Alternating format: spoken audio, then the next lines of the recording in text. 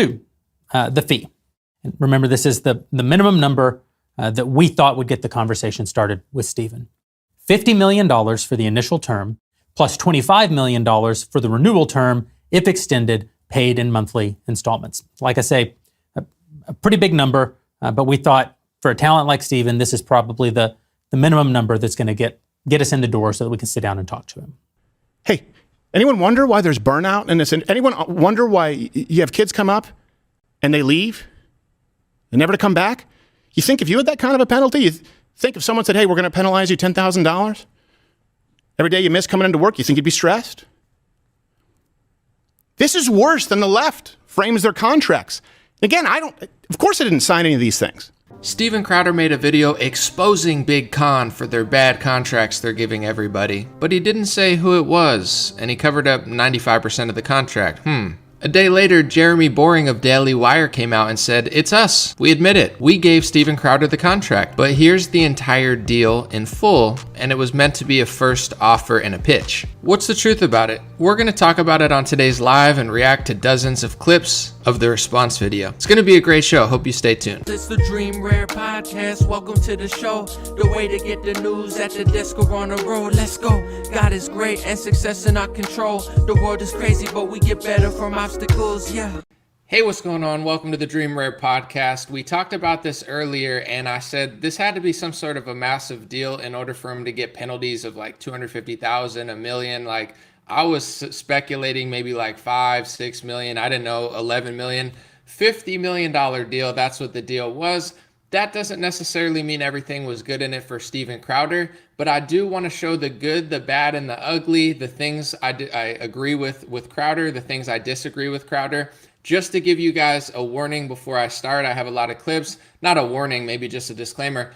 I don't have a favorite in this race. I don't work for Daily Wire. I've criticized Ben Shapiro more than most people. Crowder is whatever to me. It's not like I have a favorite. I'm not emotional. I'm just going to give it to you raw facts, business-wise, ethics-wise, what's a good idea, what's not, what you don't want to give up. But here's what I have to say objectively, outside of who I like better, who I think's funnier. Objectively, in my view, Steven Crowder misled his audience. Steven Crowder basically blackmailed the Daily Wire, and Steven Crowder hid most of the contract when he did his exposed Big Con to not really show people the full story of why the fees were so high, etc. So this is all I'm going to say before I start. If the goal was truly to expose Big Con, aka the people that Steven Crowder's worked with for his whole life, the people that Steven Crowder's friends with, wines and dines with, they all write articles.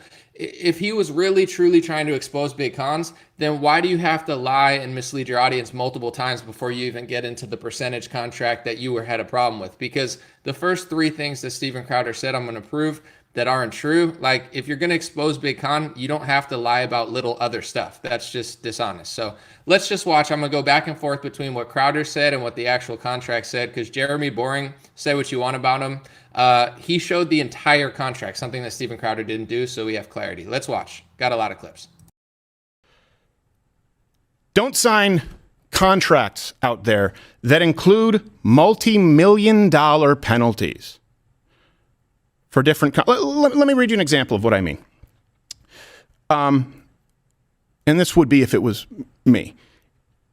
If Crowder fails to deliver a monthly content in any month or any of the quarterly content in the corner, including any and all ad reads, and by the way, all these contracts came with 3, 4, 5 ad reads per show, which would fundamentally change what this show is.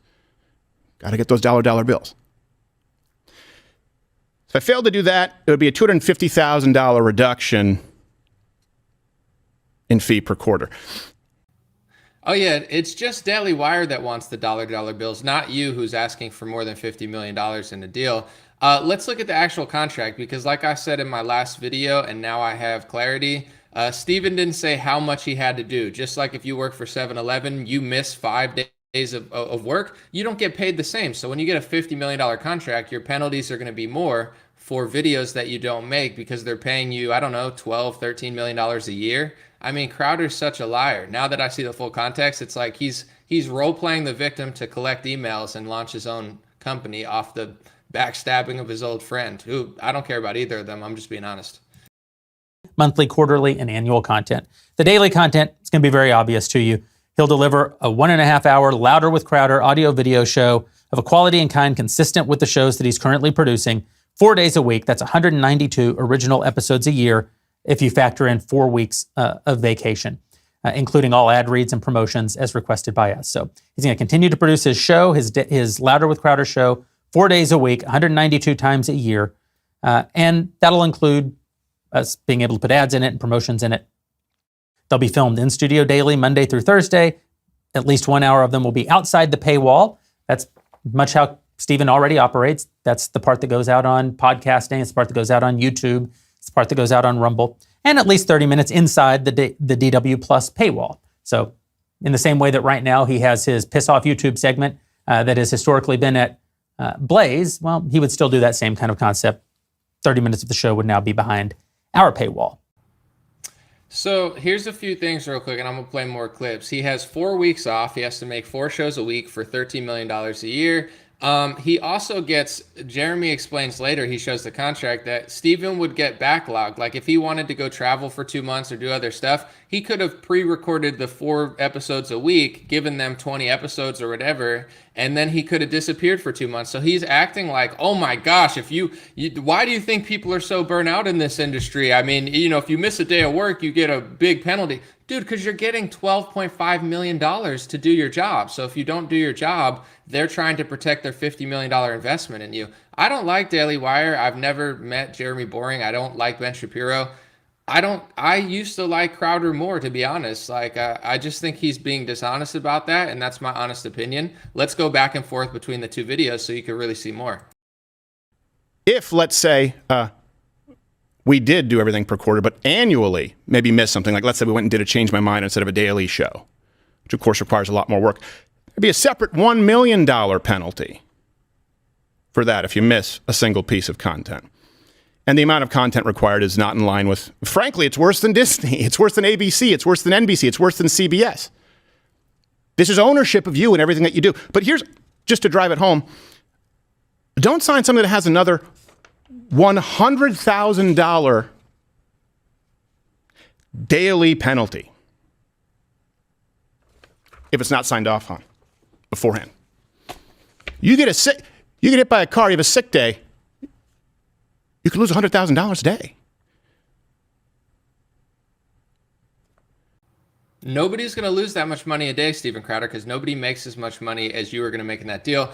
But he doesn't explain the $1 million fee. They want to shoot a documentary with him, like they shoot with Candace Owens and Matt Walsh every year. So the documentary, if he doesn't do a documentary, they would fine him $1 million, and he'd still make $11 or $12 million in that year because he's not fulfilling the contract that he signed. I don't even think, I'm going to tell you why I don't think this is a good deal in many ways, but Crowder didn't want to tell you how much he made, $50 million, because then if you put it in context, like you get $1 million penalty if you don't make the documentary for the deal you signed every year, then they take that money away, but you still make money. If you don't make your show every day, 4 days a week, and you could backlog it, you could take vacations, etc. But if you don't fulfill the goal that they want, then they could fine you per video that you don't do. Everybody does this. Steven Crowder is the ultimate victim. Like, oh my gosh, I'm a multimillionaire guy who like has to do my job for $12 million. I called this earlier, but I had no idea how much they were paying him, how much flexibility they gave him. Some of the deal is bad, but I just wanted to show you the side by side because he left a lot out purposely to, in my opinion, collect emails and play the sympathy card. Not saying the deal was 100% great. I'm going to get into other stuff, but this is just straight up, he misled his audience on. I don't see it any other way. How could you? Crowder can bank or pre-record a limited number of episodes upon our approval and reasonable discretion. Days without new original episodes will be scheduled in advance, subject to our reasonable approval. What's this about? Well, a guy like Crowder, in addition to his 4 weeks of vacation, there's just also going to be times where he, for whatever reason, maybe he's got a speech, maybe he's got a stand-up comedy gig somewhere around the country. If he were to come to us and say, hey, I can't really shoot a show on Thursday because I'm going to be doing this stand-up gig, that's fine. Let's shoot 2 episodes on Tuesday and we'll roll one of them out on Thursday. It's just giving us all the maximum flexibility to still make the episodes, but for Stephen to be able to live the other important parts of his life.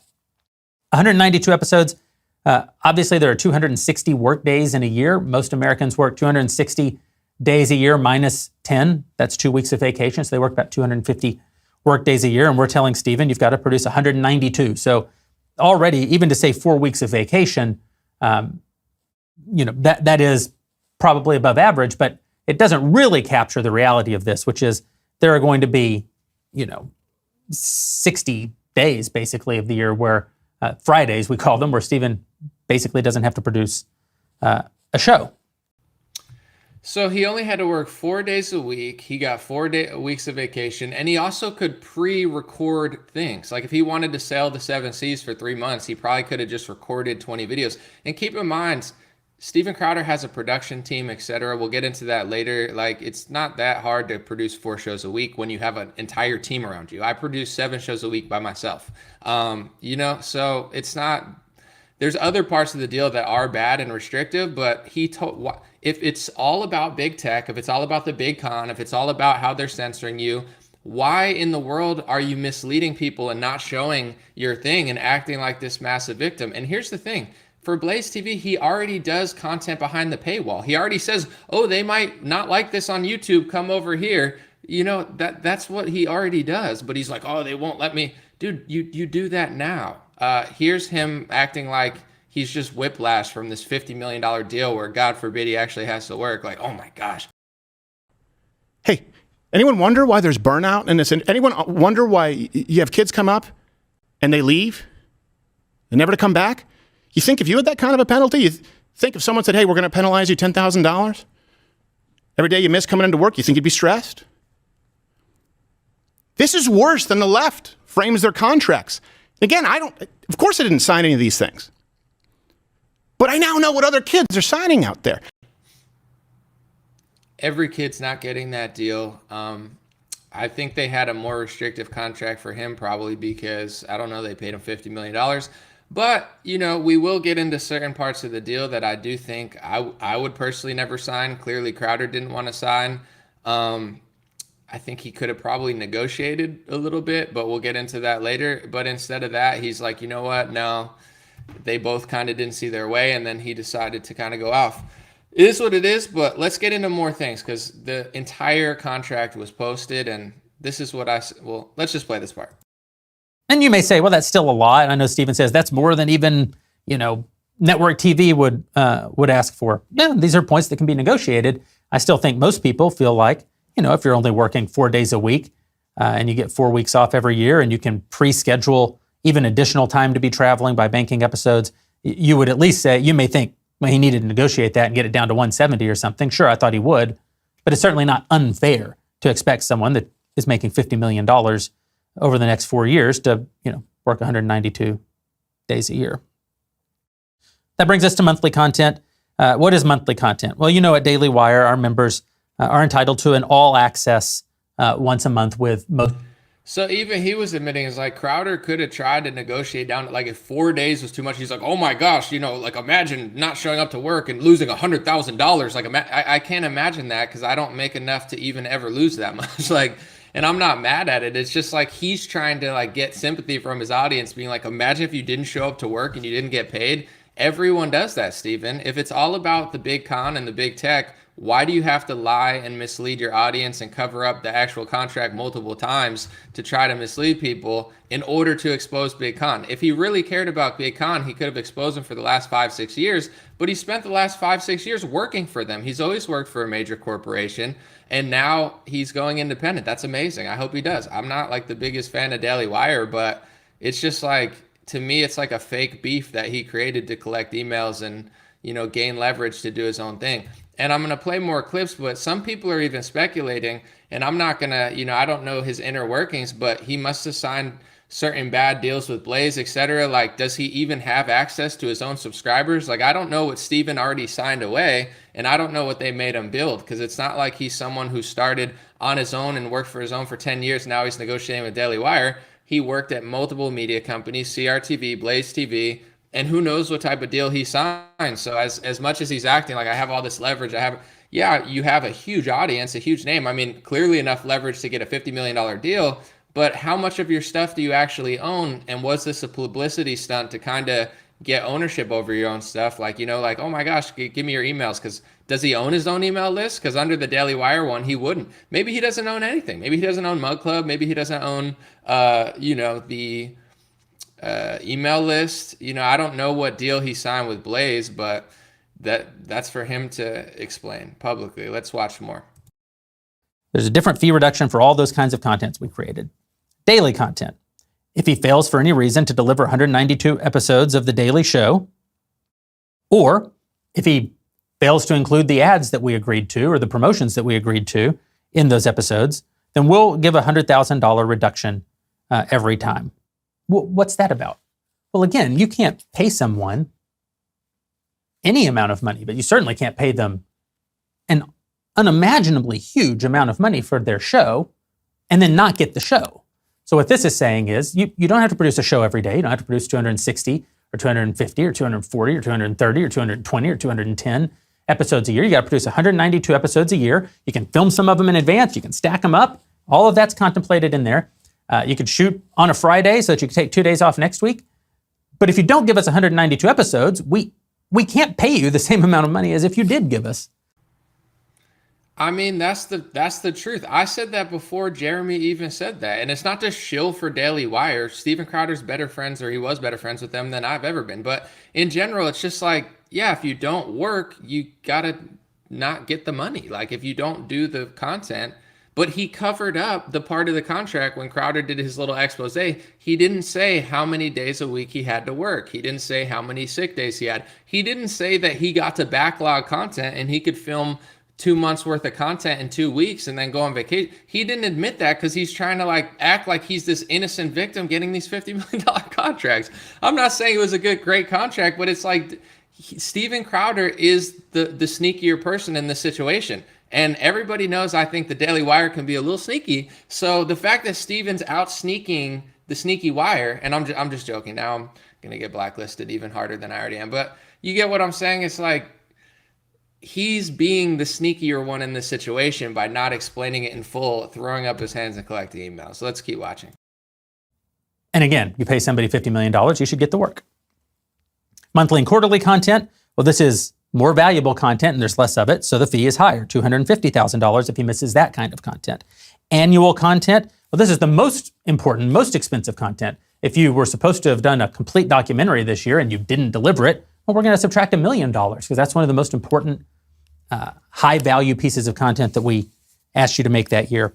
And then D just says reset. The fee reduces each calendar year. So, every year you kind of start over. You start over fresh. In his video, Crowder was like, could you imagine getting $1 million penalty? I'm doing this for the kids. The kids are getting $1 million penalty. Bro, you're getting $1 million penalty, not just because they're taking your money randomly. You're getting $12 to $13 million a year, Steven Crowder, and they want you to do a documentary for that money. And by the way, although he has to pay for his own production costs, which he could have obviously negotiated, but they're paying for the documentary. They're filming it. They're funding the money. They're going to spend millions of dollars. Like the Daily Wire, What is a Woman, Candace's documentary, they got good infrastructure, etc. So I'm not saying it couldn't have been negotiated if you didn't disagree with it, but he's literally trying to mislead his audience into like, dude, look at these crazy fines that I'm getting. But he's not explaining why the fine would come and what type of content it was, because Steven Crowder's sneaky. I don't know. I used to like him more than I do now. Now I would never do business with him. I don't trust him, but let's keep watching. And for those of you who've never been through a contract negotiation, well, that's how it works. When you send someone an offer, you don't send them everything that you're willing to say yes to, because there is going to be a negotiation, because agents and lawyers are going to get involved, because you can't read their mind. You don't know everything that will be important to them and everything that they'll want. You don't know even, some of their sort of non-negotiable points. And so you send over a loose offer, and then they're going to beat it up a little bit. They're going to say, well, this should be higher and this should be lower. And you're going to come back and say, no, we're going to stand firm here, but we're willing to compromise there. And over time, you either get to a deal or you don't get to a deal. But that's how a good faith negotiation always works. 100% of every interaction I've ever had with any talent, that's the process. And so here we go. Here was our offer. A 4-year initial term with 2-year renewal at DW's sole discretion. That just means Steven's going to work for DW for 4 years. And if it's going really well, DW can retain him for an additional 2 years. 2, the fee. And remember, this is the minimum number that we thought would get the conversation started with Stephen. $50 million for the initial term, plus $25 million for the renewal term, if extended, paid in monthly installments. Like I say, a pretty big number, but we thought for a talent like Stephen, this is probably the minimum number that's going to get us in the door so that we can sit down and talk to him. It's like an NBA level contract, a $50 million 4-year deal. It's a huge deal with a $25 million extension thing. I agree with him there that it's like the first offer is never the best offer. If someone comes to you and says, this is it, there's always back and forth. But what happened here was Steven seemed so offended by the offer that it just, he got upset. And then Daily Wire said, nah, I guess never mind. So, we'll keep watching. There's more to come. And then E, additional Crowder content. What is this? I don't know, but presumably over the next 4 to 6 years, we might come up with other things that either he wants to do or we want to do. So we built a sort of catch-all bucket. If we and Crowder mutually agree to create additional content not currently contemplated, then we'd pay him $15,000 a day for that shoot. And again, a lot of that would be days he was already shooting, so that's just a little extra money in his pocket if we do something extra. Item 6, the back catalog.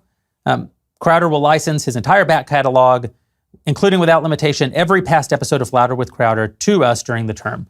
That just means that all the episodes that already exist would also be behind our paywall during the term. At the end of the term, all of that content that we didn't actually pay for would revert to Crowder at the end of the term.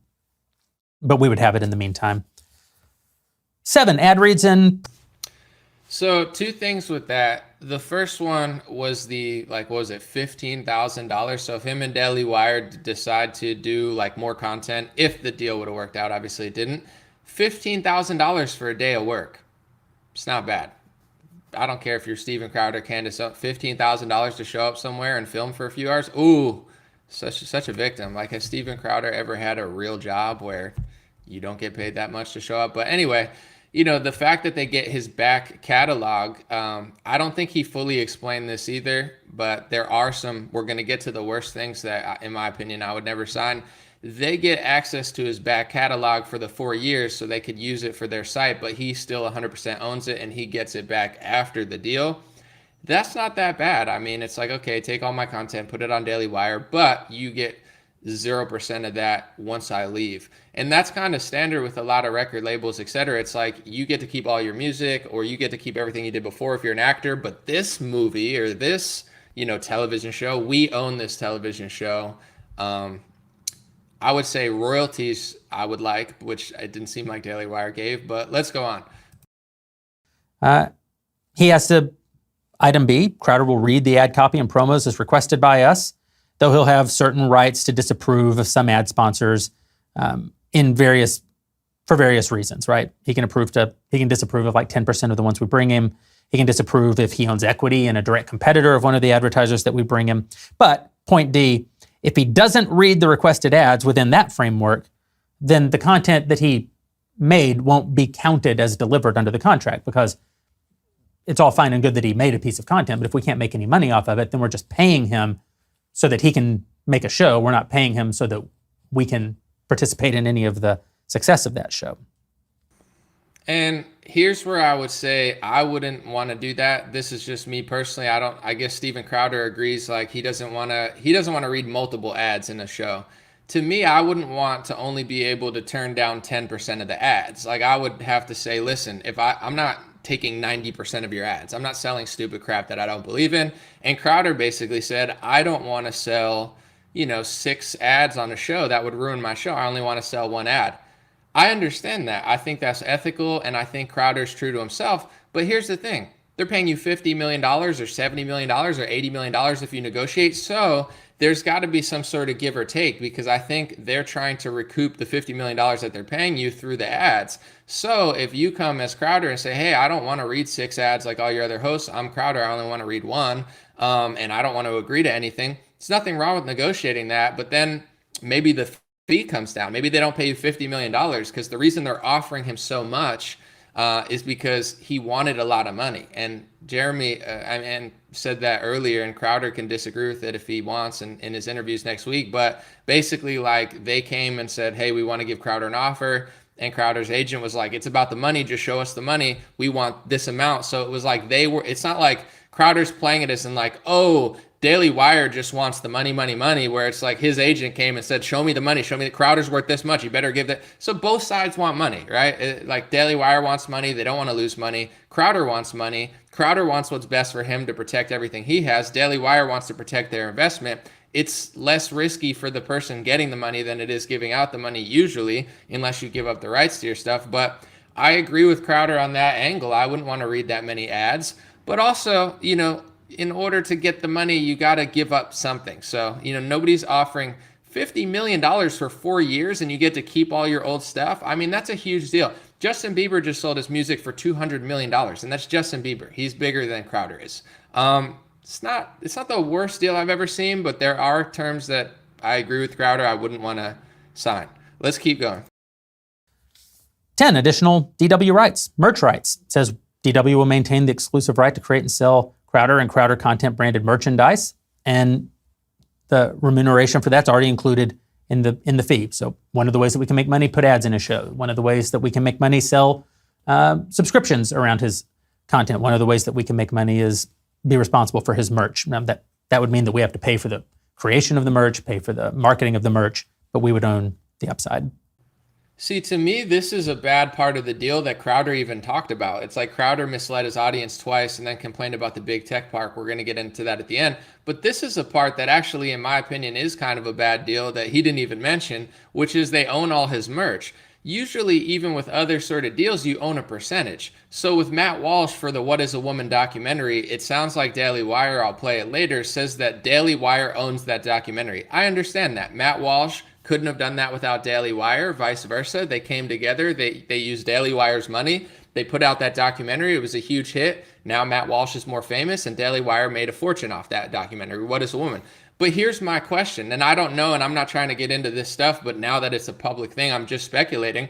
How much does Matt Walsh make a year? And if he has some sort of massive success like What is a Woman, does Daily Wire get to keep 100% of that thing? He doesn't own royalties of his own documentary. I would want to own part of the documentary. Yeah, I understand you own it. I can't just take it or anything, but does Matt Walsh not own royalties? Would Steven Crowder not own royalties of his own merch? You're not going to give him 5%, 10%, 15%, 50%? I would want to negotiate for that. You could sell my merch, but I want 50% of it at least. And then you have to negotiate after you're out of the contract. Can they still sell the merch? Do you still own it? I would definitely not like that, but it's almost like Crowder's, he didn't even mention that to me, but I'm sure he was mad at that. Like, okay, they're taking ownership of my merch. That's not right. It is what it is. You don't have to sign it. Let's see. Let's keep going. I got a few more clips. Email list. DW will maintain the exclusive right to manage, grow, and monetize all Crowder email lists during the term. We have an enormous team here at the Daily Wire, and some of them full-time think about email. So that's a burden that we would take off of Stephen, having to manage his own email list, just like we manage and pay the expenses on the merch, but we'll get the upside of that. Remember, we're trying to fill that 50, 60, 70, $100 million hole and to make profit. And the profit gets poured back in so that we can pay for all the infrastructure, all the technology, and all the other ways that we're fighting the fight. Social media management.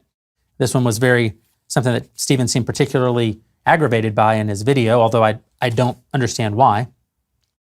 It says DW will have the exclusive right to manage, curate, and monetize his official Facebook, YouTube, Apple Podcasts, Spotify, Snapchat, Rumble, and other social media accounts, excluding his existing personal Twitter and Instagram accounts. So why would we exclude some but not exclude others? Well, we're saying that during the term, we have, of course, he puts his podcast on Apple Podcast. We're the ones monetizing the Apple Podcast. So this is just making clear that, yes, we're selling ads in his podcast. The podcast goes out on Apple Podcasts. That revenue comes back to us. We put something up on Facebook. Same thing. We bring in ad revenue off of that Facebook piece of content. So that's what Steven Crowder was super mad about, that they wanted to manage and curate content on his Facebook and a lot of his social media, pretty much everything except for Instagram and Twitter.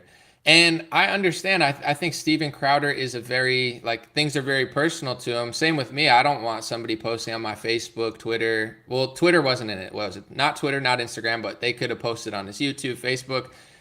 Here's the thing, though. I agree with Crowder that I wouldn't want to do that, and I would want to make sure that they don't post anything I disagree with. But I'm guessing what Daily Wire's thinking. We're paying this guy $50 million. We want to make sure that all this content's going out on his Facebook. So if you sign Crowder to a deal and say, we're paying you $50 million, right?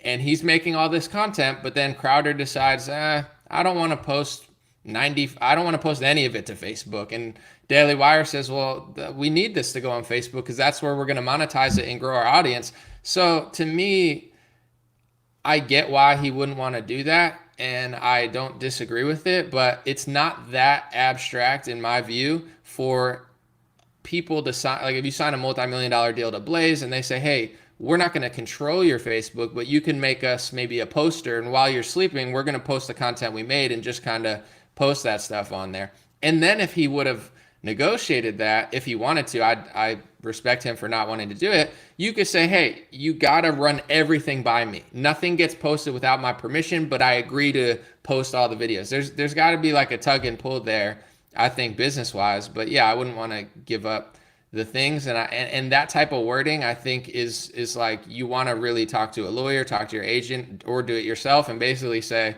no, I'm not giving you any of this stuff, but I will post 4 times a week on my Facebook page or something. You know, I don't know exactly what they wanted, but I see both sides of that argument for sure. Again, I think the most entertaining, talented person in the conservative movement, I think one of the most entertaining and talented people in entertainment generally in the country today, has created a very successful content generation company, a very successful production company. But Steven's never had to create the company that actually distributes, markets, and monetizes all of that content. You know, he talks in his video about being one of the only true independent conservative voices. And I find that incredibly offensive.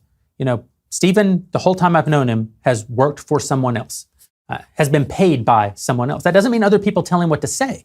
He's a very independent voice, and that's good. So is Matt Walsh. So is Candace Owens. So is Ben Shapiro. So is Michael Knowles. So is Brett Cooper. But Steven, you know, as much or more than any of them, a very independent voice. But he's not exactly a self-made man. That's not true. He was paid by PJTV when I met him, which was owned by a billionaire at the time.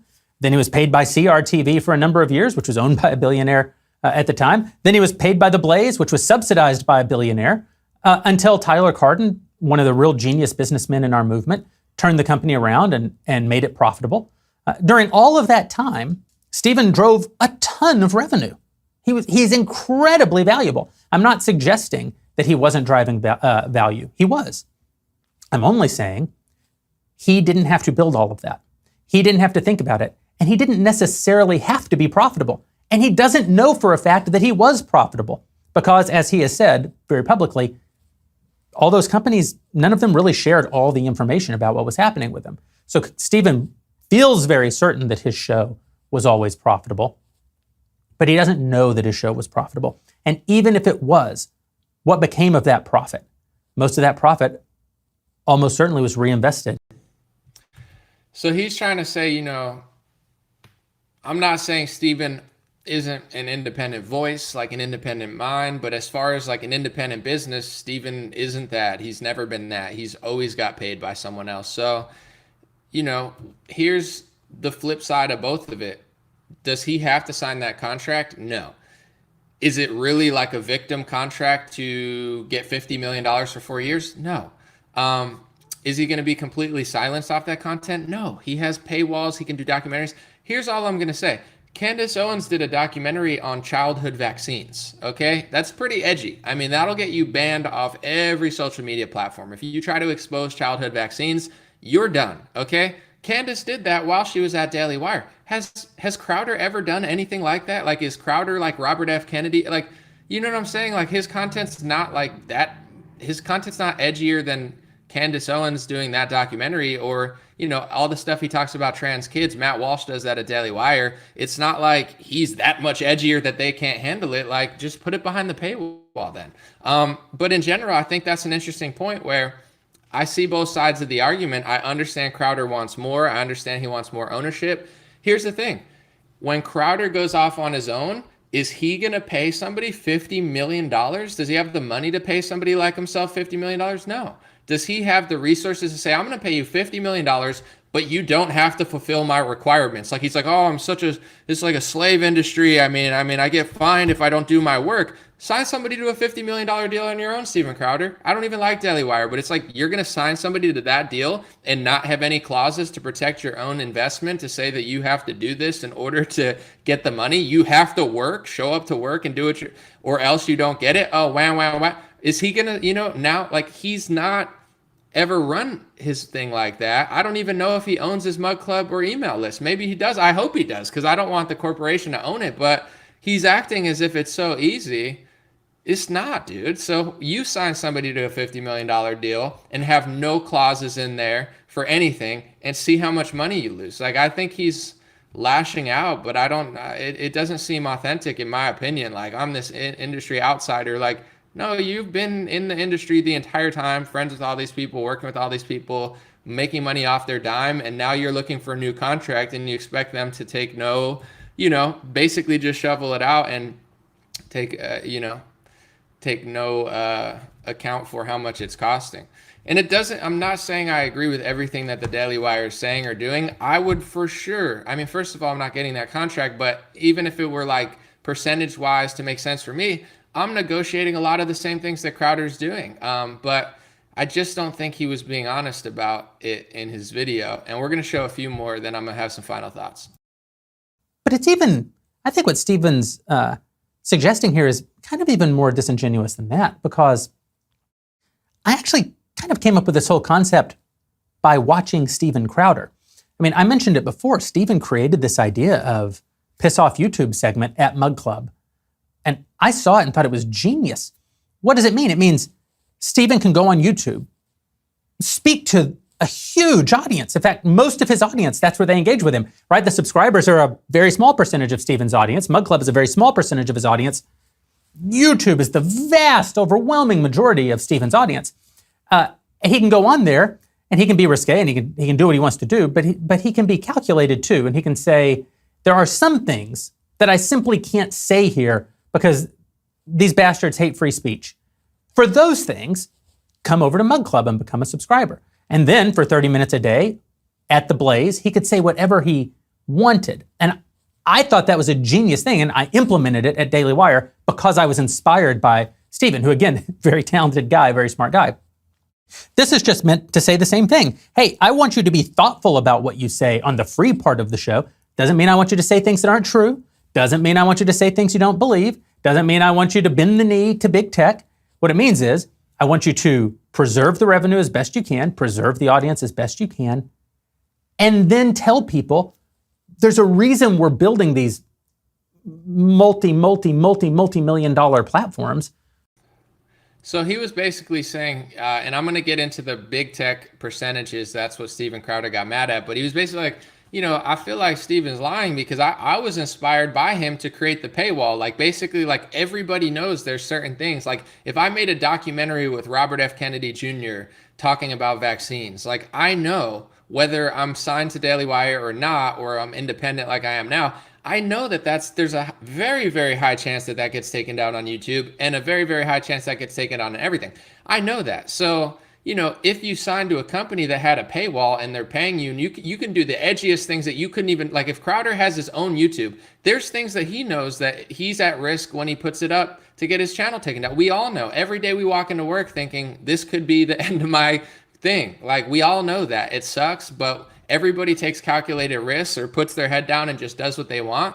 But even me, it's like, if I have something like that, a vaccine documentary, I'm not putting it out on YouTube. I'm trying to strike a deal with Rumble or someone else, or putting it up on Rumble and BitChute for free, just because I know it's not going to last on there. But it doesn't mean I'm going to stop doing it. It just means I'm going to be smart about where I put it out, or I just roll the dice with mainstream media. We all know that.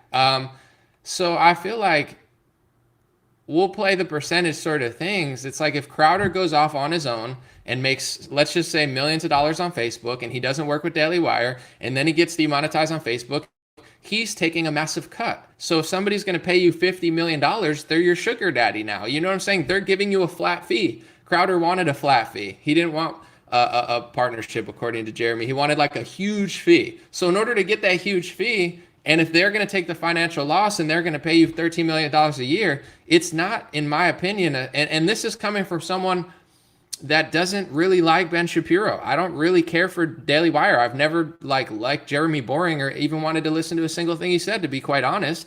I've watched more Crowder in my life than I have Jeremy Boring, for just like most people. But I'm just being honest. It's like, I see the business side of it where I don't see it as censorship. I think Steven Crowder was lying and exaggerating to basically stab his old friends in the back and launch his own platform without ever having launched a platform, promising people things that he probably can't even do. I wish him luck. I hope he does. But let's look into the part that Steven was most mad about. Same with the content strike. If any major platform, YouTube, Facebook, Apple Podcast, Spotify, issues a content strike such that Crowder's content cannot be monetized on the platform, then again, there's this 90-day concept. And again, there's this 25% reduction. Now, Steven, when I spoke to him, he was very upset. He said, I've already been demonetized on YouTube. That's the kind of thing in a negotiation. You scratch through that with your red pen and you say, Steven's already been demonetized from YouTube, so we can't start the deal at minus 25. You have to already have anticipated that. And that would have been fine. That's just a very common. But if he were making a significant portion of his revenue on YouTube and he lost that revenue, it's not punishing him to say you will make less. We're all going to make less. The real punishment would be if we took all the hit, continued to pay him guaranteed money, whether his show makes money or not, and then we lose the business as a result. And now no one. So he's saying they didn't know. Apparently, Steven Crowder's already demonetized on YouTube, which absolutely sucks for Crowder. I mean, that sucks. They're saying they didn't know he was already demonetized on YouTube, so they would scratch that out easily out of the contract. And whatever sort of term sheet that was, etc., it could be negotiated 7 times. If they really didn't get mad at each other and kind of shut down the deal, they could have been like, okay, take that out, take that out, take that out. I don't want to do that. I don't want to sell your ads. I don't want to do that. And it's like, okay, well, if you're not going to sell 6 ads, you're going to make less money. If you don't want to do a documentary every year, you're going to make less money. I think it could have been handled, or maybe not. Maybe they just were like, I don't want to budge. I don't want to budge. And they walked away. But let's watch a little more. The Crowder content cannot be released on any of the major platforms because of his content being banned from those platforms. Then we'll reduce the fee if YouTube 20, if Apple 20, if Facebook 10, if Spotify 10. Same kind of concept. If the content simply cannot appear and therefore cannot not only be used for marketing, cannot be used to grow the brand, also can't be monetized, well, we can't pay him the same as if it was. If you're making 25% of your money on YouTube and now YouTube is permanently gone, you can't make that money anymore. It's not punishment. And this is really what it comes down to. Steven's philosophy seems to be, I deserve to be paid millions and millions and millions of dollars, whether my show drives the revenue or not. That's not a business relationship. He's not looking for a business relationship. He's looking for a benefactor. The Daily Wire is not a nonprofit. We aren't benefactors. We're a business. All right, here's the truth. Some people might not like this. I understand that it's easier to just be emotional and fall for the, somewhat, I'm not going to call it a grift, but whatever. I'm 100% independent, okay? I've never worked for Blaze TV, CRTV. I started from the ground up with nothing. I have no production staff, nothing. You're not going to find someone more independent than myself, okay? Crowder, on the other hand, always had a corporation, has always created a production thing, but then also sold it to a business. I'm not mad at that. That doesn't make him a bad person. I'm just saying he's worked for corporations for a long time, okay? I haven't. As somebody who doesn't work for anybody, when my Facebook revenue goes down, which has happened multiple times for months, I'm losing not 10% of my revenue, not 20% of my revenue. In some cases, I'm losing over 50% of my revenue. At certain points, when my Facebook page got demonetized in 2020, I'm losing 80% of my revenue. I'm losing my entire income. When my YouTube gets down, I'm losing a chunk of my income. If my Patreon or every sort of way, if Shopify kicks me off and I can't sell hats, there's going to be a percentage of my income that I lose because I am independent. So it's not really that crazy. It's not like them standing up for big tech. It's just like they're paying the guy $13 million a year. So now that they're paying him $13 million, instead of Steven Crowder losing money, they're going to lose money. They're trying to protect their investment. And it doesn't mean they're censoring big tech. If Steven Crowder goes off on his own and gets his Facebook page demonetized and all this, he has to eat the blow because he's getting paid by Daily Wire. They have to eat the blow. So they're trying to leverage it out. And here's the thing. No matter what you do, you could get a strike on YouTube or Spotify. We all know that. I walk into work every day knowing that. I take the entire financial loss, which, by the way, is more than 20 or 15%. He's a huge victim. He's making $13 million a year, and God forbid he gets a strike on Facebook. He makes $10 million, $11 million a year. Oh, boo-hoo. He's a liar. Steven Crowder's a liar. He's using this as an opportunity to try to probably collect an email list, which he probably doesn't have because he probably gave it over to corporations. You know what I'm saying? Say, I can do it better than Daily Wire. I hope he does, honestly, but it's like you could not afford to give the type of contract that he wants. The type of contract that Crowder wants, that's great. I think he should look out for himself. Who doesn't? Every actor wants a good deal. Every musician wants a good deal. But the type of, like, he's basically like, oh, I could run this better. Bro, you could never give the type of deal that you want, a $50 million deal where there's no penalties if you lose millions of dollars, where you don't have to make the content and you lose, you don't get paid. You can go on vacation for, if I get sick. It's like, okay, good luck paying somebody else that. That's my take. And I don't find it as a censorship thing. Candace Owens made a childhood vaccine documentary. That's more, and I'm just being honest, like, that's more real and important and edgy and further down the rabbit hole than anything Crowder's done in the last 4 years. What is a Woman documentary? He loves to talk about the trans kid stuff, Steven Crowder. What is a Woman documentary was the most effective documentary of last year, and that was made at Daily Wire. I'm not a huge fan of Daily Wire, but it's like, I think Steven Crowder is basically redirecting. There are Republicans working for big tech. There is censorship. There is corruption. It's just not Steven Crowder throwing a fit over a $50 million contract. He's trying to redirect all that energy for himself to exploit it and profit off it, in my opinion. And it's like, it's not authentic. I don't like the Daily Wire for multiple reasons. I think there's certain things like, they're all basically like Israeli first Zionists over there. Not all of them, but some of them. So if you basically say, hey, why are Trump and DeSantis passing speech laws against the Constitution? Ben Shapiro wouldn't like that. Prager wouldn't like that. So there's an unwritten rule of like certain things you don't say to work at these companies. I've talked about how much they gatekeep, in my view. Yet they also do good work as a company. I see both sides. Like, I don't think they'd ever offer me a contract for multiple reasons, but in my opinion, the main reason would be because I am not someone who thinks that America should have speech laws to protect Jewish elites, and Ben Shapiro thinks that's like anti-Semitic or something. So, we just fundamentally disagree on the First Amendment. He believes in the First Amendment unless it's for his race or religion. I actually believe in the First Amendment. So for that reason alone, I don't think they would ever hire me at Daily Wire. Steven Crowder's been friends with them for 10 years. Steven Crowder got offered a contract. It's not like he's a massive threat to this establishment. They offered him more money than, that's a huge, I had no idea that people were even making that much. I thought, and I'm not, I don't even want to talk about other people's income because it's not public, but now that makes me wonder how much other people are making. I'm like, dang, I'm underachieving. Not that I deserve that much, but even if I get 1/10 of that, like maybe, I had no idea they were even offering that much. It doesn't mean you should sign over your social media, etc., but him throwing a huge hissy fit over, they're working for big tech because they're going to penalize me 15% if I get my channel demonetized, because they basically own your channel for 3 or 4 years because they're paying you $50 million. That's not a bad deal. In the music industry, you could sell your entire catalog for $100 million and you never own it again. You never own it again. Crowder only had to sign a $50 million deal and he would get all the content he made prior to Daily Wire back after that. And then all the content he made with Daily Wire would stay at Daily Wire. That's not that bad of a deal. Other parts of the deal I would want to negotiate, like I'm sure he could have if he didn't throw a fit.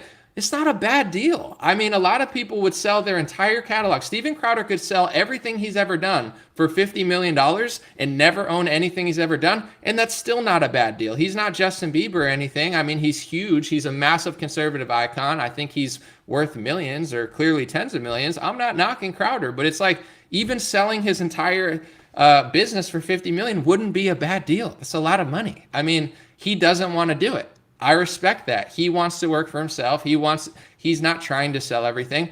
I respect that, but acting like he's this massive victim, it's just not true. Rip up the deal and say, you know what, I want to work for myself. It's like a baseball player. $100 million for 8 years and you play for the Yankees. Well, I don't want to play for the Yankees. I want to start my own shirt contract and I can't make a shirt because I got to sell the Yankees merch. Well, that's the deal, dude. You know what I'm saying? You play for the Yankees for 5 years. You make $100 million. They own all your stuff. Then you walk off into the sunset with $100 million and, you know, you could start a new business. Like he's not this massive victim. And I don't even like Daily Wire that much. I got 2 more clips and then I'm going to see some comments. That brings me actually to what happened after. I sent this over. I did get on the phone with Stephen. Normally, this is the stage where you say, I like this, I don't like that, red line, and we move closer together. Instead, Stephen said, I'm not going to redline this. Not going to have my agent respond. This deal is garbage. You need to start completely over. And I said, well, I'd like to talk through why we do it. And he listened for a little bit and he said, well, you're just wrong. You don't know anything about business. My business model is the right business model. And of course, that's unfair because Stephen hasn't run this part of a business before. Stephen likes to say, I'm only on the air because of Mug Club. But Stephen couldn't tell me how many subscribers he had. I said, how many subscribers do you have at the place? He said, I don't know. They don't tell me. And I'm sure that's true.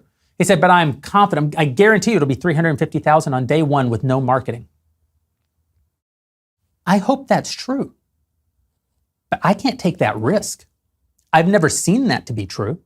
I've never launched any talent with $0 spent on marketing. So according to Jeremy, he doesn't even own his Mug Club subscriptions and he doesn't even know how many people he has. This is where I'm just trying to be real. I know how many people I have on my email list because I built it. No one built it for me. I know everything about my business because I built all of it. No one owns anything. I did all of this. Steven Crowder worked for a billionaire-owned media company, then CRTV, then Blaze TV. He might not even own his own stuff. So it almost feels like to me, he's like freaking out because he wants to get a good deal and he's trying to blackmail Daily Wire into giving him a better deal. It's like, bro, if you're going to get a $50 million deal or an $80 million deal and you negotiate, or a $75 million deal, they're going to want to see how many subscribers you have. And if you can't even show them how many you have, yes, Mug Club's huge. Yes, Steven Crowder's huge, but I mean, that's pretty odd that he doesn't even have ownership. So maybe he signed a bad deal with Blaze, or maybe he didn't though. And here's the question I have to say, and then I'm gonna play the last clip. I see this happening all the time and I feel different ways about it, okay? And it's personal because I am in the same industry and I did do it on my own. A lot of people take the corporate route, right? I think Steven Crowder's talented. I think he's great at skits. I'm not taking anything away from him. I think he's a superstar. I think at this point, obviously, he's worth more money than me just as a brand, no question. I'm not trying to compare myself. I'm not jealous. I think he's worked for longer than me and he's gotten to a bigger place than me and he deserves more money than me from these big corporations. And, you know, that's just how it is right now. With that being said, you know, did Steven Crowder start from the ground up, or was it always a media company backing him? It seems like there's always been a big media company behind him. Nothing wrong with that, but I find people, they take the corporate route, they take the corporate money, they take the corporate, the corporation takes the risk and not them, and then they move to a different corporation, and then they take the money, and then they get the push, and then they get the backing, and then they get the security, and then they move to another big corporation, and then they get the security and the backing and all that. And then afterwards, they're like, oh, that was all corrupt, and now I want to do it on my own. I hope he does do it on his own. I hope it's true, etc. But here's the thing. Could Crowder have done everything he's done without those corporations behind him? Would he be Steven Crowder if he didn't have multiple different billionaire-backed companies backing him and paying for it in the financial loss? To me, it sounds like he's never worked for himself. And now that he is, he doesn't even understand how anything works. I don't even like Daily Wire. I like Crowder more than I like Daily Wire. But it's like, you think they're just going to pay you like 50, 60, 70, 80, 90 million dollars and you just don't have to make content? You think they're going to pay you and you can just sail the 7 seas and not fulfill your duty? You think it's really crazy that they're going to fine you $1 million on a $12 to $13 million a year contract if you don't make a documentary for them? It's part of your deal, bro. This is someone's dream to do that much work. Yeah, you'd have to let them post on your Facebook. I understand if you disagree with that. oh, boo-hoo, you lose $1 million if your YouTube channel got demonetized. That doesn't censor you. If you go on your own, Steven Crowder, which it sounds like you've never been, now, instead of someone else footing the bill for all that money, say your YouTube got demonetized, that's millions or tens of millions of dollars that you're losing over time. That's your money that you're losing. So if someone's paying for it, it's their money. Now, if it's yours, it's your money. So you're going to lose that money either way. It doesn't mean you're getting censored, in my personal opinion, as someone who isn't afraid to go the distance on a lot of topics. So I don't think he really knows what it's like to go on his own, and he'll find out when he does it. And I think he'll be very successful because he's good at what he does and he's got a huge audience. But I see this all the time in the music industry too, where they take all these big contracts like Taylor Swift, $100 million, this and that, and then they're the big victim after they sold all the stuff. It's like, okay, then go back in time and do it independently. They never want to, because a lot of these people couldn't do it independently. And I'm not sure that Steven Crowder could. I want to say he could have, but he didn't. So we'll never know. You know what I'm saying? It's not easy to do it independently. It's not easy to fund yourself. It's not easy to take the financial losses. It's not easy to pay your own staff if you don't have a corporation backing it. And this deal, apparently he would have had to pay his own staff. So I would have wanted more money. If they're going to pay me 50, I got to pay my staff $1 million. Give me 60, give me 70. Could have been negotiated, but here's what happened apparently when the deal fell apart. And then I just realized what I already knew in my heart, which is Steven's not a team player. That's not a knock. He has an enormous individual talent. But he's not going to be happy unless he's out on his own. And so I called him up. I said, hey, we're not going to send a follow-up offer. I want you to hear it directly from me, not from lawyers and agents. I said, but the kind of deal you're looking for is not the kind of deal that we can make. He was super gracious, appreciative, kind. We agreed to continue forward as we always had as friends. We do favors for each other. I told him, if you stay at the Blaze or if you go off on your own, go to Rumble, go wherever, we're going to continue to write stories about you and promote you and have you on. We want you to be as successful as humanly possible, and we want to contribute to that. And we went our separate ways. So I guess, after the pushback and he got upset, then Daily Wire wanted to walk away. So they're both responsible. I mean, they couldn't make a deal happen. They both liked each other. Crowder wanted a lot of money. Daily Wire wanted a lot of ownership over him. It didn't work out, and they walked away. I would say this didn't have to be public. It could have been private, but Crowder made it public. I thought that was interesting that Daily Wire just put the whole contract. A lot of people are saying both things. They're like, $50 million, that's way too much to make news. I'm going to end on this note, and I just want to do like a whole recap.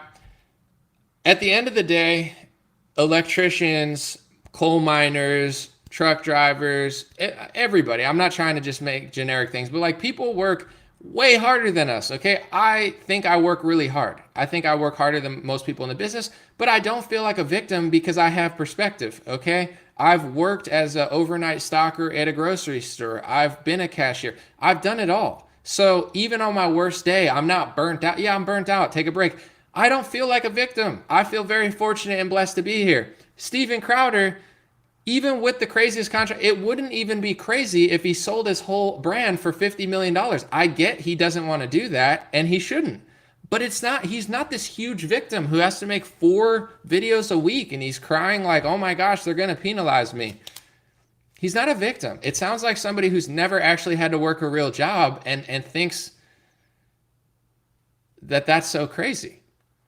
On that note, there's parts of that deal that I would never want to give up. I wouldn't want to give up merch. I wouldn't want to give up, rights to certain things. But if you make new content with them and they own that content, or they control your Facebook for a few years and post stuff that they want, and you get $50 million for it, it's not really that bad of a deal. However, if you don't want to do it, you just walk away and do it on your own.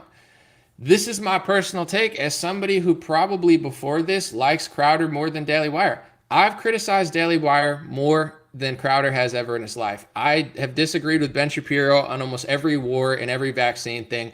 I am not friends with Shapiro. I've never talked to Jeremy Boring. I have no reason to even care for them. They would never hire me because I talk about the Israeli speech laws that Republicans are passing that Ben Shapiro supports.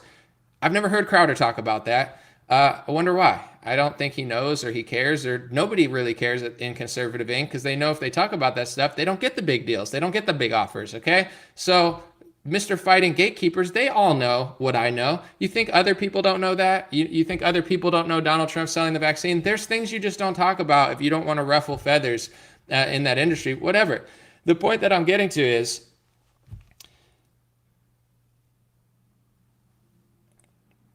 appreciate it. Sorry, I'm reading comments.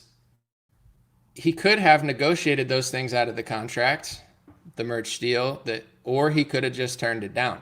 As somebody that doesn't really care for either side, I feel like Crowder's being more sneaky. He misled his audience on how much he had to work and why the penalties existed. And the big controversial part of the thing is the big tech thing. Now that Crowder's by himself, if he loses his Spotify page, he's going to take a huge loss. If he loses his Facebook page, he's going to take a huge percent of the loss. So, that's the deal. Like, if you want to fork your own money over, if you don't have Blaze being your baby daddy, or you don't have Daily Wire being your baby daddy, or you don't have PJ Media being your baby daddy and funding stuff, now you have to fund the stuff. How much is Mug Club making? Does he even own it? Does he have an email list? He does now because he got everyone to sign up. Now he will bear the cost of his own stuff. Now he will take the hit and the financial loss like I do when my page goes down. And that's just the truth. But for him to try to spin that, and a lot of people are going to believe it because a lot of people want to fight Big Con. So do I, but I just feel like this is a diversion. I mean, it's like a sideshow over his own contract, which is fine, but I don't.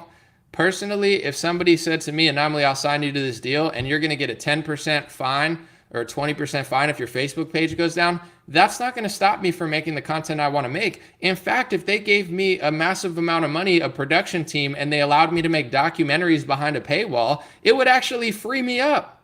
And I'm not saying Daily Wire wants to hire me. I'm just saying that wouldn't hurt me at all. Like, he's free to make anything he wants. He has a documentary team behind him. He can talk about anything. The truth is, even without a company behind me, I lose my Facebook page. I'm losing more than 20% of my revenue. So it's not crazy when they're paying you a fee.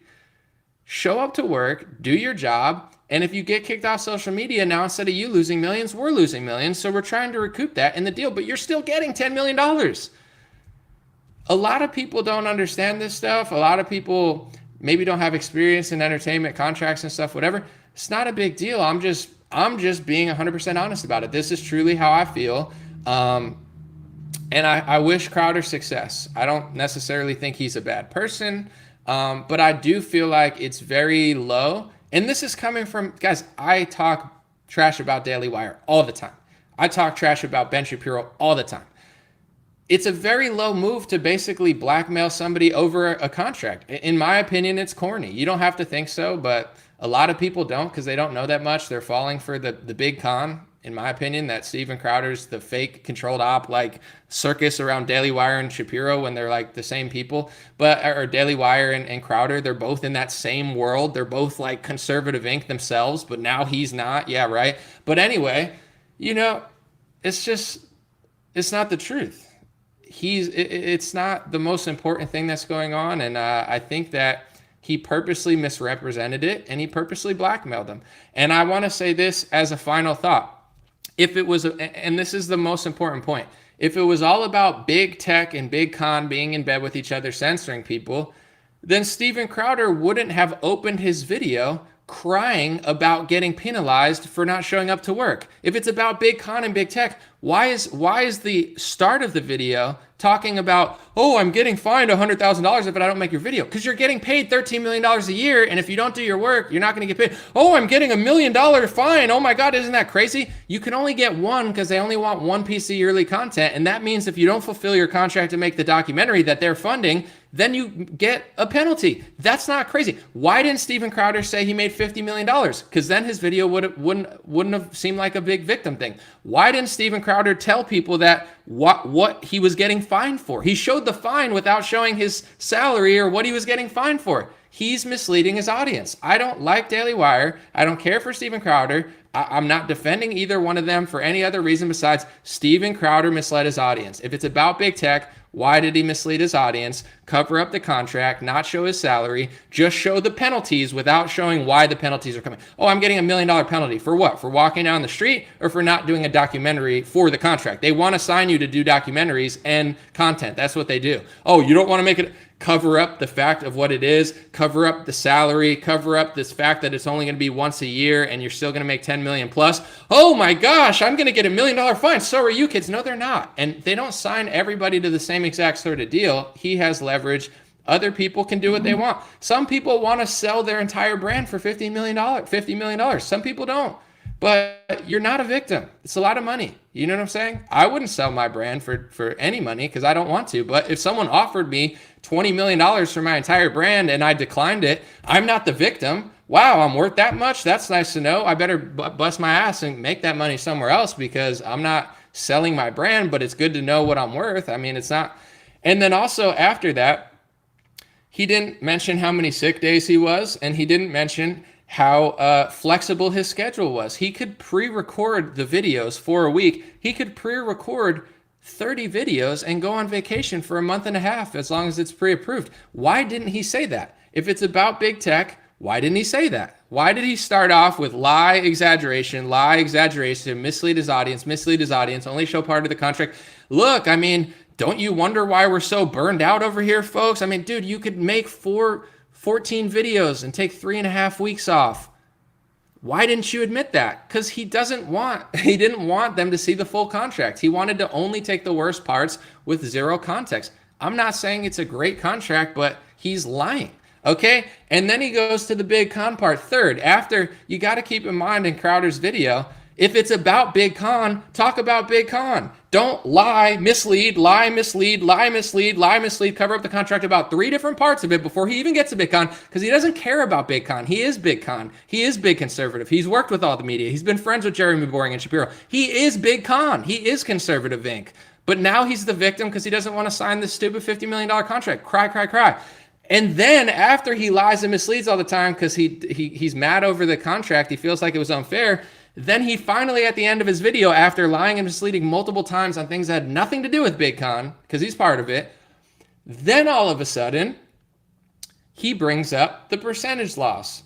And this is my honest opinion as someone that I'll say even more than Crowder about a lot of topics. I'm not afraid, but I run my own thing. If my Facebook gets taken down, I lose more than 20% of my income. If my YouTube gets taken down, I lose a good chunk of my income. I don't make that much on YouTube, but it doesn't help. So if Crowder signs to somebody who's paying him money, they're not paying him money to just make it rain on Crowder. It's almost like he's like a boxer who got punched in the head too many times and he doesn't know how business works. It's like, if you don't want them to fine you for things that they now control because they're paying you $12 million for it, then sign a different type of deal. Do some sort of partnership deal, which apparently he didn't want to do because he just wanted max amount of money. If you want max amount of money, you're going to get less freedom. You know, take a $10 million deal then, renegotiate it and say, I want control of everything. And if everything gets banned for me, you know, I don't want to take any loss because I'll still be making Daily Wire subscription stuff and I'll still be making documentaries.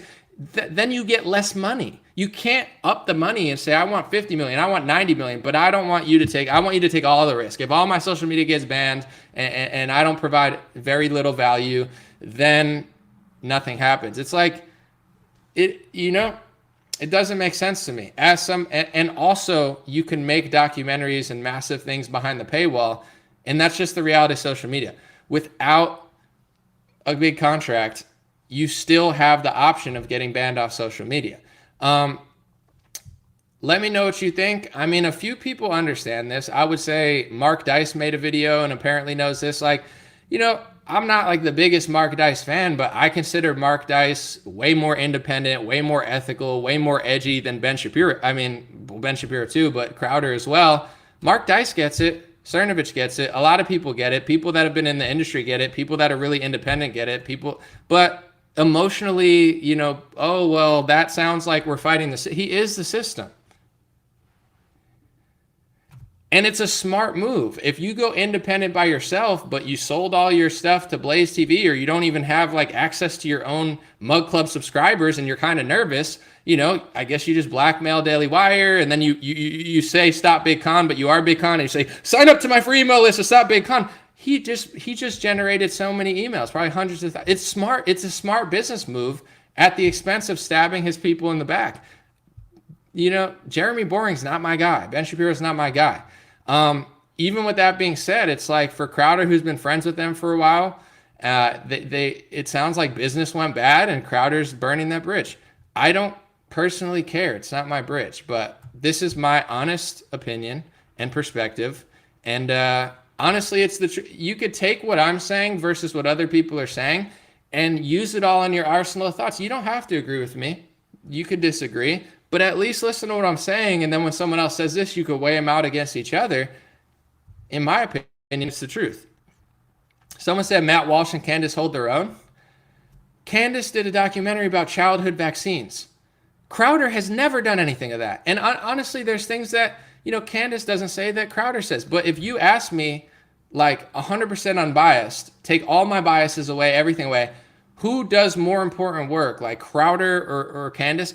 I get it's debatable, depends what you think, but to me, the vaccine and the big pharma industry is massive. I think Ben Shapiro's a liar about it, but even though Ben Shapiro lies about it, he still lets Candace Owens work there and make childhood vaccine documentaries, okay? That's just the truth. I think Matt Walsh did better work last year than Crowder with the What is a Woman documentary. Are they in some sort of slave contracts? I don't know. Candace apparently is going to be on Tim Pool tonight or something. I don't know, so maybe she's in a slave probably not. She's probably fine. It seems like she could hold her own. Matt Walsh seems fine. In my personal opinion, based on all the evidence, Crowder lied, Crowder misled, and Crowder's basically trying to use his own ego bruise over a bad $50 million contract to act like he's standing up for me and everybody else. He's not standing up for me. He's not standing up for the kids. Nobody's getting those type of fines. Nobody's getting those type of deals. And if you do get a deal where you don't own your merch or you don't own certain things, like nothing in that deal, although I wouldn't sign it, it wasn't that bad. It's not that crazy to give somebody your merch if they're paying you that much money. If they're not, then no, you don't give it up. But if they're paying you $13 million, like, it's not that bad. And if you think you can make more on your own, then go do it. That's all I'm saying. Like, I'm not running around begging for money. It's like, if I think, oh, that contract's bad, I could do it better myself, then go do it, Steven Crowder. You don't have to make this. He's doing it to exploit emotions and benefit himself in his new path. It's smart business-wise. It's just not honest, in my opinion. I'll read a few comments and then I'll take off.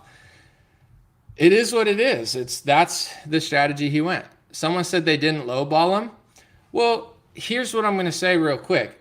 That's a lot of money. A lot of money for anybody. It's a lot. He could have upped it. They would have went up probably. But here's the thing. Either you get the money in that exorbitant amount or you get more freedom.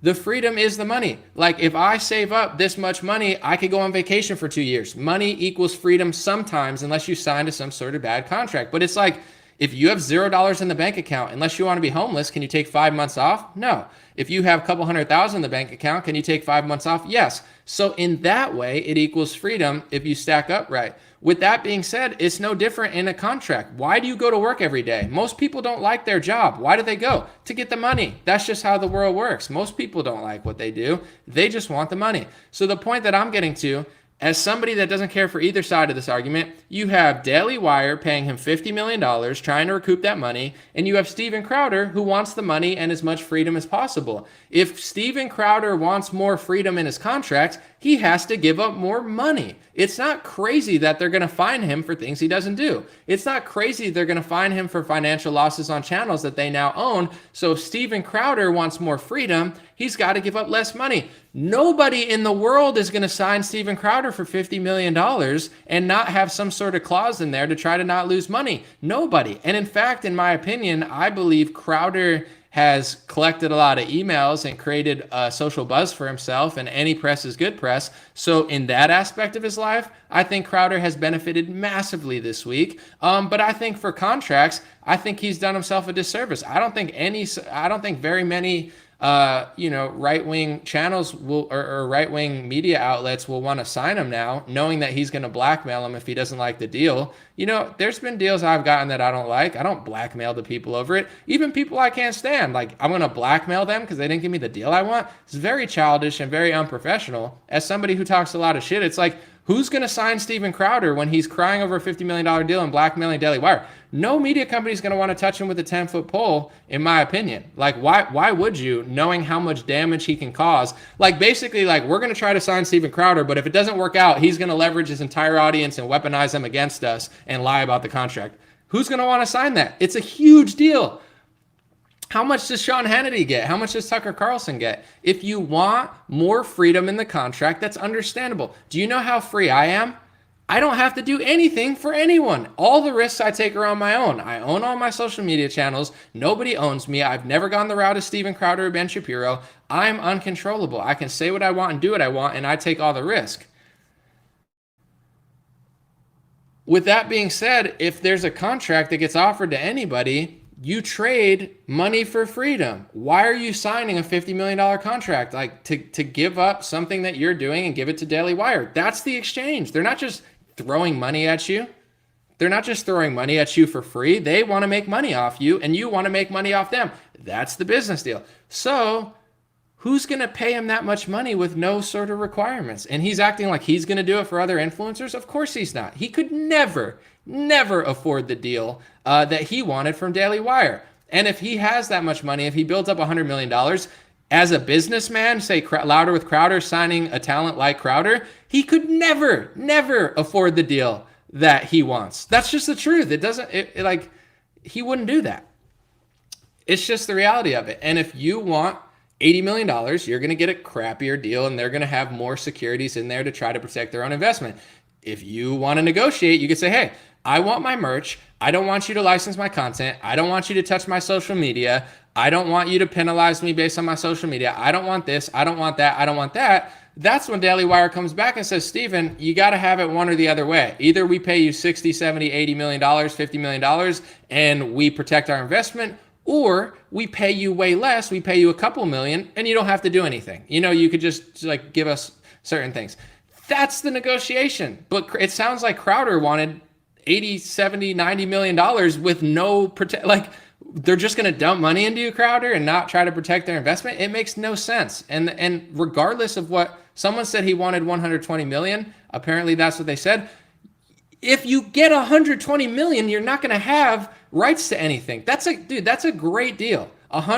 Steven Crowder could say 120 million, you own all my stuff, I'm gone. That's not a bad deal. I'm not saying I would want to take it. My purpose is more than just selling. I'm not selling the rights to myself. I would never do that. But to act like it's a bad deal, it's not a bad deal. If someone said to me, Anomaly, I'll buy everything you own for $20 million, even if they said, Anomaly, I'll buy everything you own for $1 million, I would turn down both deals, but I wouldn't even be mad at it. I'd be like, no, but appreciate the thought. You know, I'm glad you think I have some sort of value, but no, it's not. I don't want to sell any of my stuff. I don't want to sell my brand. I don't want someone like turning me into a character and stuff. I wouldn't do it, but I wouldn't blackmail them over it. I wouldn't blackmail anybody over it. It's like Steven's is super low for this. And either, you know, people don't understand because they're just like, oh, wait, I want to fight Big Con, Big Tech. He's part of it. Like it's just, he's throwing a fit because he wants more money and no backing. You know, like either you get a lot of money and less freedom so they can recoup, or you get a lot of freedom, total freedom,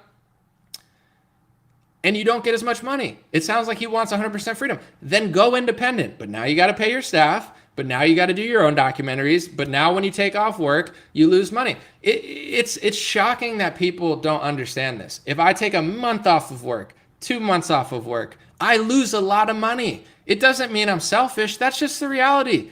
I'm no different, and Crowder's no different than any other person. It's like you take off time, you lose money. He's on his YouTube channel crying, they're going to fine me $250,000 if I don't do my work, or $1 million if I don't do my documentary. Yeah, you know why he didn't say he was making $50 million? Because no one would have felt that bad. Dude, if you go independent and you take 3 months off, you're losing millions of dollars also. So now that he's independent without Daily Wire, without Big Con, the Big Con is he is the Big Con. Now if he takes 2 weeks off, he has to pay for his 12 employees. He has to pay for everything. He has to figure out vacation time, etc. for them. And he's going to make less money the less he does. That's just how everything works. And he's trying to frame that like that's so crazy. It's not crazy, dude. Everybody has to show up to work. If you want 100% freedom and flexibility, you do it by yourself. I have 100% freedom and flexibility. What time did I launch my show? I don't know. Whenever I woke up and got my work done. That's how free I am. I don't have to answer anybody, not Blaze TV, not PJ Media, not Daily Wire. Answer to nobody. Don't care. If you want that type of flexibility, you have to take the financial risk on yourself. And it sounds like he wants both worlds because he's like a spoiled... I mean, get the money, bro. But in my opinion, as somebody that can't stand Daily Wire, to blackmail them over a deal that you felt was bad, super low. I can't see any other major right wing in like who would want to sign Steven Crowder. Like why would you do it? You offer him a contract, he cries, and then he weaponizes millions of people against you, and they believe it because they don't know that much. It's not smart. Let me read. Leslie said nothing's for free. I'm going to read a few comments. I'm going to read this. Jason said, yeah, but what's the difference between the type of deal and a deal for a rapper who takes one of those deals where they own all the rights to his music? People always speak out against those deals.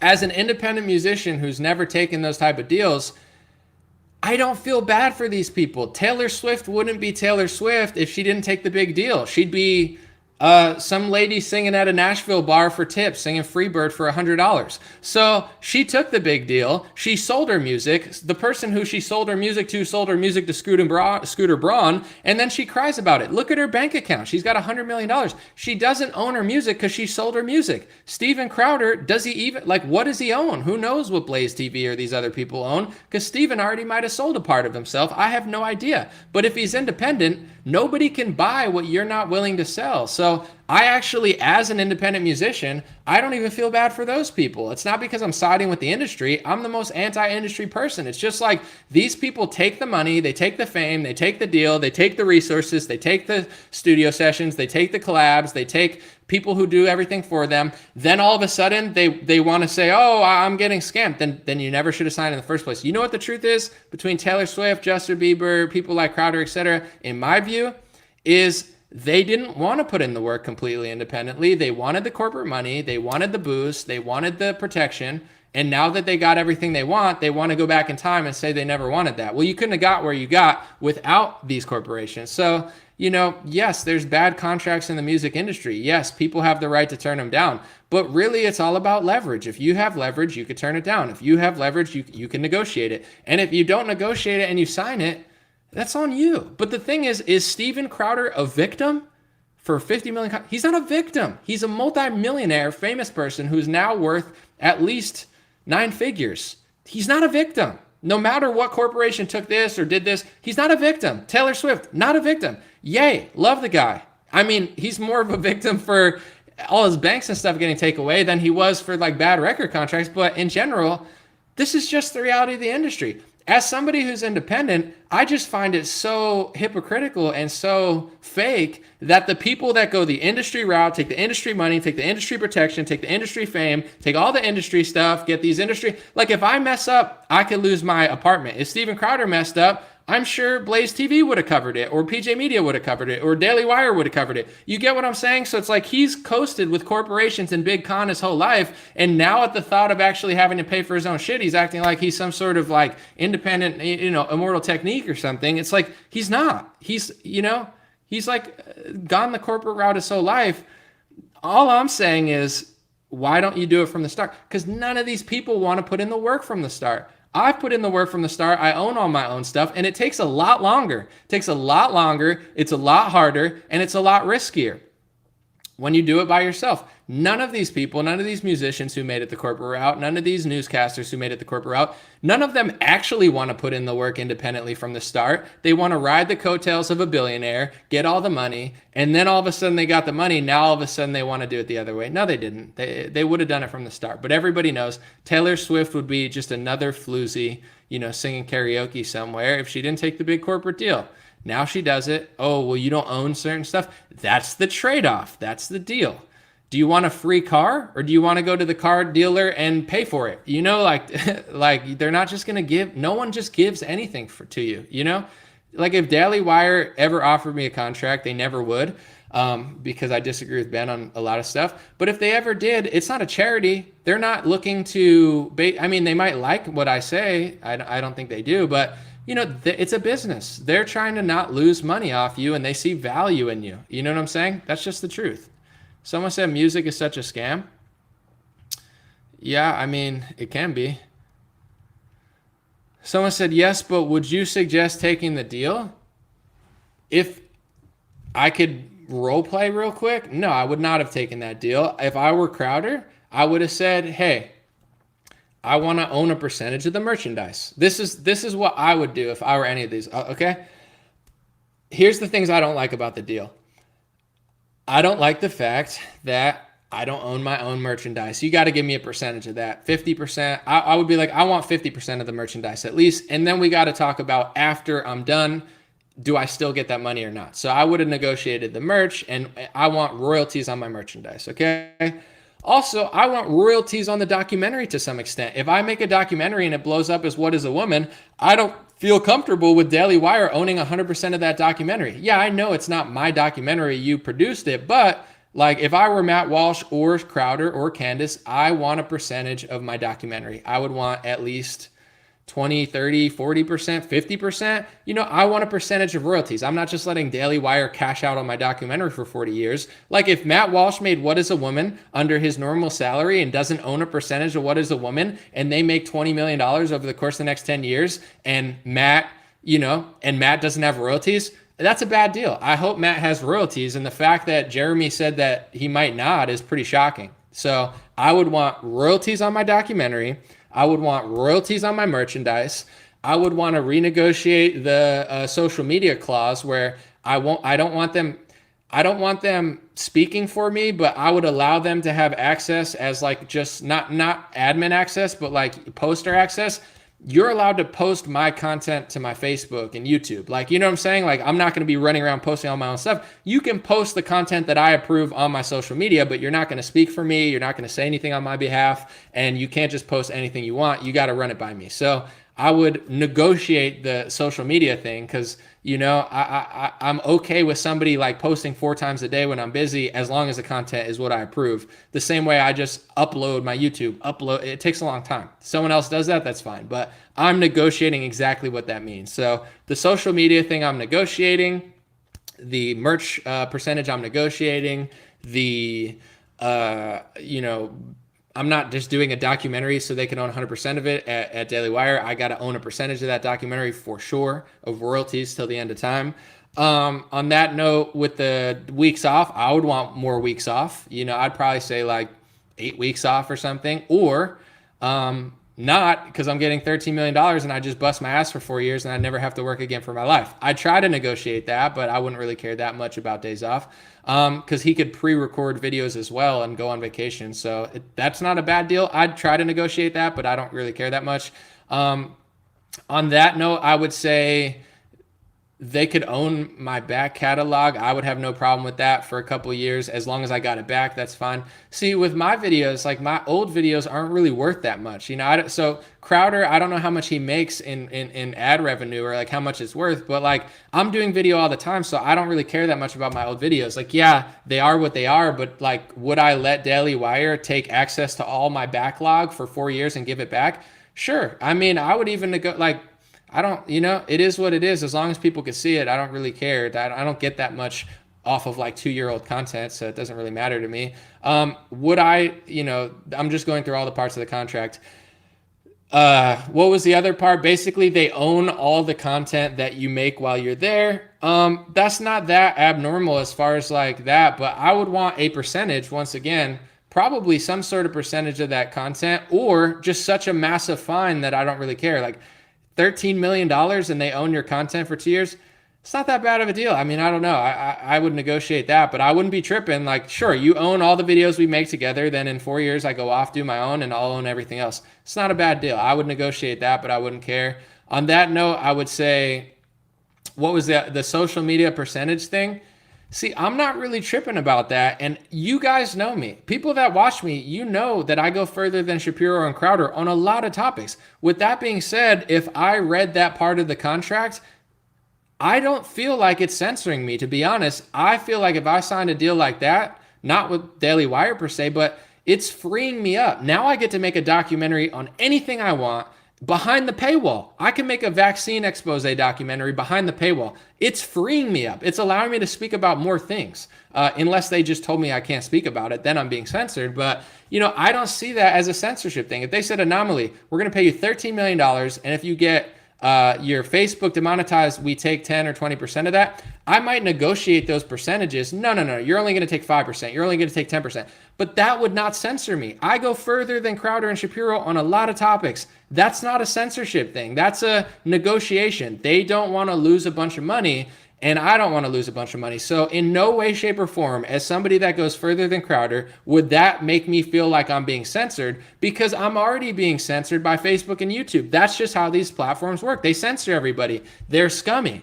That's how they are, whether I signed a Daily Wire or not. Them trying to recoup their money isn't crazy. I try to negotiate those percentages lower, but if I'm making $13 a year, if I have percentages of a documentary, if I have a percentage of the merch, if I'm making all this cash, I don't really give a crap if they take $1 million out of a $13 million. Yes, I understand. I'm making millions of dollars on this page. If that page goes down, now you're losing millions of dollars. So you don't want to lose all that money. So you're now taking it out of the fee you're paying me. That's all that is. So that's exactly what I would do to the Crowder contract. It's not a bad contract, but I would want a percentage of my merch. I would want a percentage of my documentaries. I would want to negotiate my social media, make sure they don't do anything weird. And, I don't really care that much about those percentages, because I think Crowder lied about it and over-exaggerated to collect emails and launch his own business, in which he could never sign a deal that he wanted. He would never be able to afford what he was asking for as a business owner. And I think the only reason he thinks that he could is because he's never run his own business. He's always worked for a big corporation, and he doesn't know what it's like to foot the bill. So with that being said, that's what I would do to that deal. And if it didn't work out, it didn't work out. No deal ever works out for me. I always look at my own contracts without a lawyer. I always change it. And a lot of times people run away. I've had two right-wing corporations run away, and I don't hold it against them. I mean, I don't have to like everything they do. I can have my opinion of their company, but do I blackmail them? Did I blackmail Newsmax or Locals over a failed deal that we had? No, because I don't care. I looked at my deal for Locals. I changed a few things. They disappeared in the deal. Whatever. Newsmax said they wanted me maybe like twice, and then they just like ran away. Maybe they saw some of my content and thought I said too much. I don't know, but I don't really care. It's just like it didn't work out, and I'm not going to blackmail their whole company over it. It didn't work out. What's there to say? It's like if someone wants to work with me, it doesn't always work out. Everybody doesn't want to work together. So someone said it's not about money, it's about control. Get your head out of the shekels. What you're not understanding, though, is what are you not listening to what I'm saying? He didn't sign the deal. He's not being controlled. He's already probably controlled on his other contracts. Crowder's not this independent success that came up from the ashes. He's already in contracts with other people. He was in contracts with Blaze. It's not like, does Crowder even own his own stuff now? You're acting like, oh, Daily Wire tried to come in and take all Crowder's stuff. He probably doesn't even own it now. He probably already sold it to other mega big corporations. And now he's trying to figure out how to even get his foot in the ground because he doesn't even own his own stuff completely. So he's not this independent success that Daily Wire is trying to snatch. He's bouncing from conservative company to conservative company trying to get a deal. That's the trade-off. If you don't want Daily Wire to own your stuff, don't take $50 million, okay? And if they're trying to over-control certain parts of your thing to collect money, tell them no or negotiate the deal. I don't think they have that deal with everybody. But one thing that I'm going to say is I think personally, I'm saying off record, on record, I think Matt Walsh pretty much got scammed if he doesn't own a percentage of What is a Woman. If he doesn't at least own 10 or 20 or 30 or 40% of that documentary and Daily Wire's just getting 100%, Matt Walsh probably drove so much traffic to Daily Wire off of that and the subscriptions. I would want some sort of thing that's like, yo, if I drive 200,000 subscriptions with a hit documentary, you got to give me a percentage of that. You can't just, but that's all negotiation tactics. Maybe Matt Walsh had nothing. He signed a multi-million-dollar deal, made What is a Woman, got underpaid for it. Now he can renegotiate. But I would want percentages of the documentary for sure. That's negotiable though. Someone said, I'm still waiting to see what Crowder says Monday when he's on Tim. I could see both sides. Someone said he asked for $120 million. He had a price. Yeah, he's like, oh, all Daily Wire wanted money. Bro, who's getting paid $120 million? I would never pay Steven Crowder $120 million. I don't have that money, but it's like, I don't think he's worth that much money. 50 million, maybe. Here's the thing though, as a businessman too, how many subscriptions do you have of Mug Club? Like he doesn't even know because he doesn't own his own stuff or he doesn't have access to that stuff and they're not telling him. So you get what I'm saying? It's like, someone said, I hear you, but Crowder never blackmailed anyway. If you come publicly and say, right the wrongs or I'm going to expose you, that's blackmail. He blackmailed Daily Wire. I don't like Daily Wire. Steven Crowder liked Daily Wire's whole career more than me. I don't like Ben Shapiro. I don't think they'd ever want to sign me. I'm not doing this for any other reason besides I believe it to be true. He blackmailed them publicly. What else is that? Dude, you think I've never negotiated with? That would be like me saying, if you guys don't give me the deal that I want, I'm going to expose you. That's blackmail, okay? Not blackmail is, hey, that's a shitty deal, Jeremy Boring. That deal sucks. Give me the deal I want or I'm walking. That's business. Publicly saying I'm going to expose you. And then Jeremy showed the whole contract. Steven Crowder showed 5% of the contract. He didn't show the whole contract. The shadiest thing he did to anybody that knows contract is he said, look how big my fines are, without saying what the fine was for, without saying how much he was making, without saying what the fine actually was. Like, he didn't say how much content he was making a week. He didn't say he had to make a documentary a year. He didn't say any of that stuff. He lied and misled about it. Said, look at these huge fines. All these kids are, someone said extortion. I mean, it's crossing the lines of that, honestly. And I have no reason. Someone said didn't name them.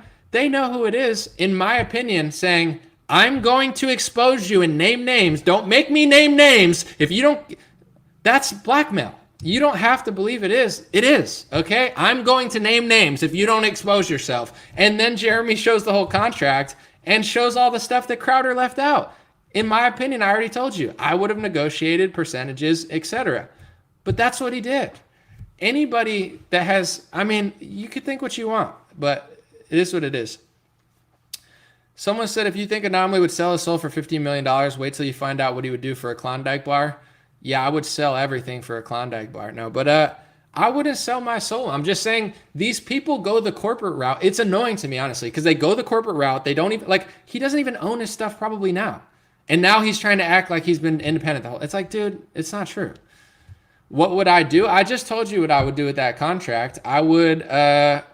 percentage of merch, percentage of documentary, social media would negotiate that part. The percentage, like, that's, I just told you. I just said it like 5 minutes ago. Someone said, Big L, take Anomaly. Listen, it's like when I called out Operation Warp Speed, 90% of conservatives were like, Anomaly's wrong, Anomaly's wrong. Operation Warp Speed's good. It's a secret plan. Everybody needs a vaccine. Trump's a man. Like, everybody disagreed with me. I was like, yo, lockdowns in April. I'm like, Trump's lying about the lockdowns. Like, we should open the country up. No, you don't understand. Everybody was deriding Trump. 2 years later, every conservative influencer sounds like me in 2020. Everybody in left-wing media is saying what I was saying. Sorry, like, you could say I'm wrong now. What I'm saying is going to age like fine wine. I don't care who thinks what, because it always ages well. So you might think it's wrong now as things come out. What do I disagree with Shapiro, said Enrique? I think he's a warmonger. I think he has allegiance to a foreign country, so he acts like everybody's anti-Semitic if you realize what's going on. I think he's never spoken out about the Israeli hate speech laws. He claims that facts don't care about your feelings, but his feelings get hurt when you say facts against him. I think he's a vaccine shill. He lied about that. He told black people to get the vaccine and called Louis Farrakhan anti-Semitic when Louis Farrakhan was telling people not to get the vaccine and to watch out for Bill Gates. I mean, in every way, I think Ben Shapiro is very sneaky. He's right on a lot of domestic topics, but I disagree with Ben on Big Pharma. I disagree with Ben on foreign policy. I think Ben is basically like John Bolton. You know what I'm saying? And I think if you ever figure out why Ben feels that way about foreign policy, he'll call you an anti-Semite and say that it's anti-Semitism to say that any person in America has loyalty to another country. He's very deceptive. But with that being said, he runs a decent business, and, you know, he's got some good employees. I have no reason to defend the Daily Wire. I'm just saying this is the truth. People don't have to agree with it. It is what it is. Someone said Anomaly would sign a contract if somebody would sign him. Problem is he can't get anybody to sign him. His content's weak and he tries to be different than others without being different. Nothing I do is trying to be different. It's just I can't help when everybody's like, Team Red, we all are going to be wrong because we think it's the right thing to do. That's not the thing. And as far as people signing me, I mean, I don't really care. I'm not like whoring myself out for a contract. And I know to some extent what it takes to do certain things. The reason I don't get certain contracts from these people is not because I don't make good content. I'm running circles around their biggest influencers on Instagram. They spend millions of dollars of ads and they still can't compete with my reach on all social media. It's not why I'm not getting a deal. And by the way, I produce all this myself. If they actually provided a production studio for me, I'd be able to times 5 it. But in general, I'm not getting the deals because my content's weak. I'm getting the deals because I don't think I fit into certain narratives. Like if you work at Daily Wire, you know, there's certain things that you can and can't say, unless you're Candace or someone that got so big that they want to negotiate with you. But I'm not really I don't care. I'm not, you know, when a door is closed, you shouldn't complain.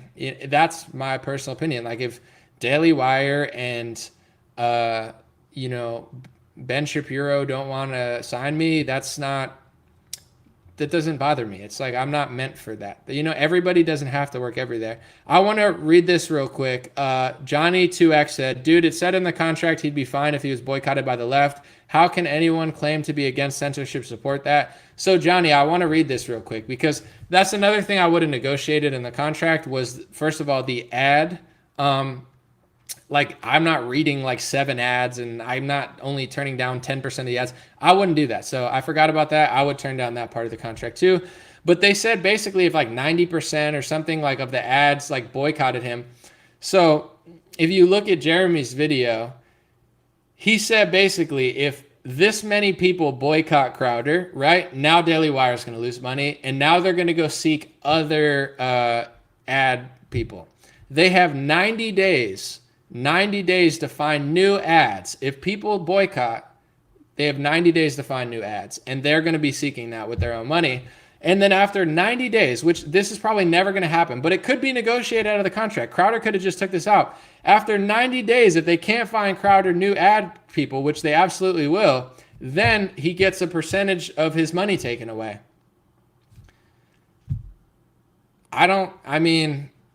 If you don't want to go that route, don't accept what did he want? $120 million?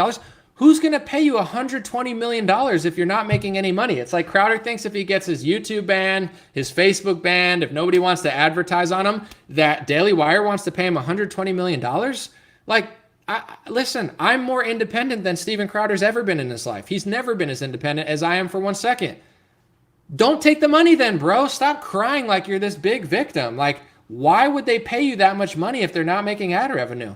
It just, like, business-wise, in order to make $120 million back on Steven Crowder, they have to sell a lot of ads. If they're not able to sell ads, they have a 90-day clause to go find more ads. If for God knows what reasons they can't find anybody to market Crowder, which they obviously will, there's enough conservative companies out there, then he loses a percentage of his income. Just like Daily Wire would lose millions of dollars off it. Do people not understand business? Like, that's so crazy. He's not a victim. He's not an outsider. He's not getting censored. He got a massive deal that he didn't want to sign. And here's the thing, early on, Daily Wire apparently came to his agent and said, we want to sign Crowder to a partnership deal. And they said, we don't want a partner. Show us the money. Crowder wants big money. His side wants money, money, money, money. We want big money, big numbers. Show us a big number. They show him a big number and he cries. To get a big number, you got to give something up. Nobody's just going to funnel out money. Someone said Anomaly got the call. I'm telling the truth. I'll still talk about all the stuff I talk about. It's just like Crowder versus Shapiro is like Sean Hannity versus like, Shep Smith or something. It's like, wow, what a revolutionary. Yeah, Hannity's taking on Shep Smith. Hannity's the real deal and Anomaly's the phony. If people believe this stuff, that's fine. I don't like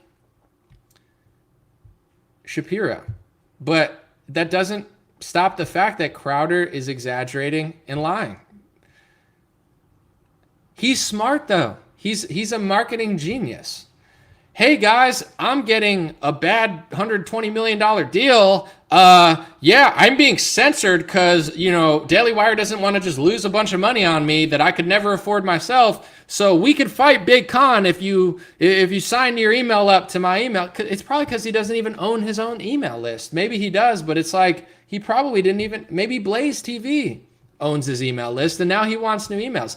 It's a massive redirection so Steven Crowder can get a bunch of emails and power because he can't get the deal he wants. I didn't get the call.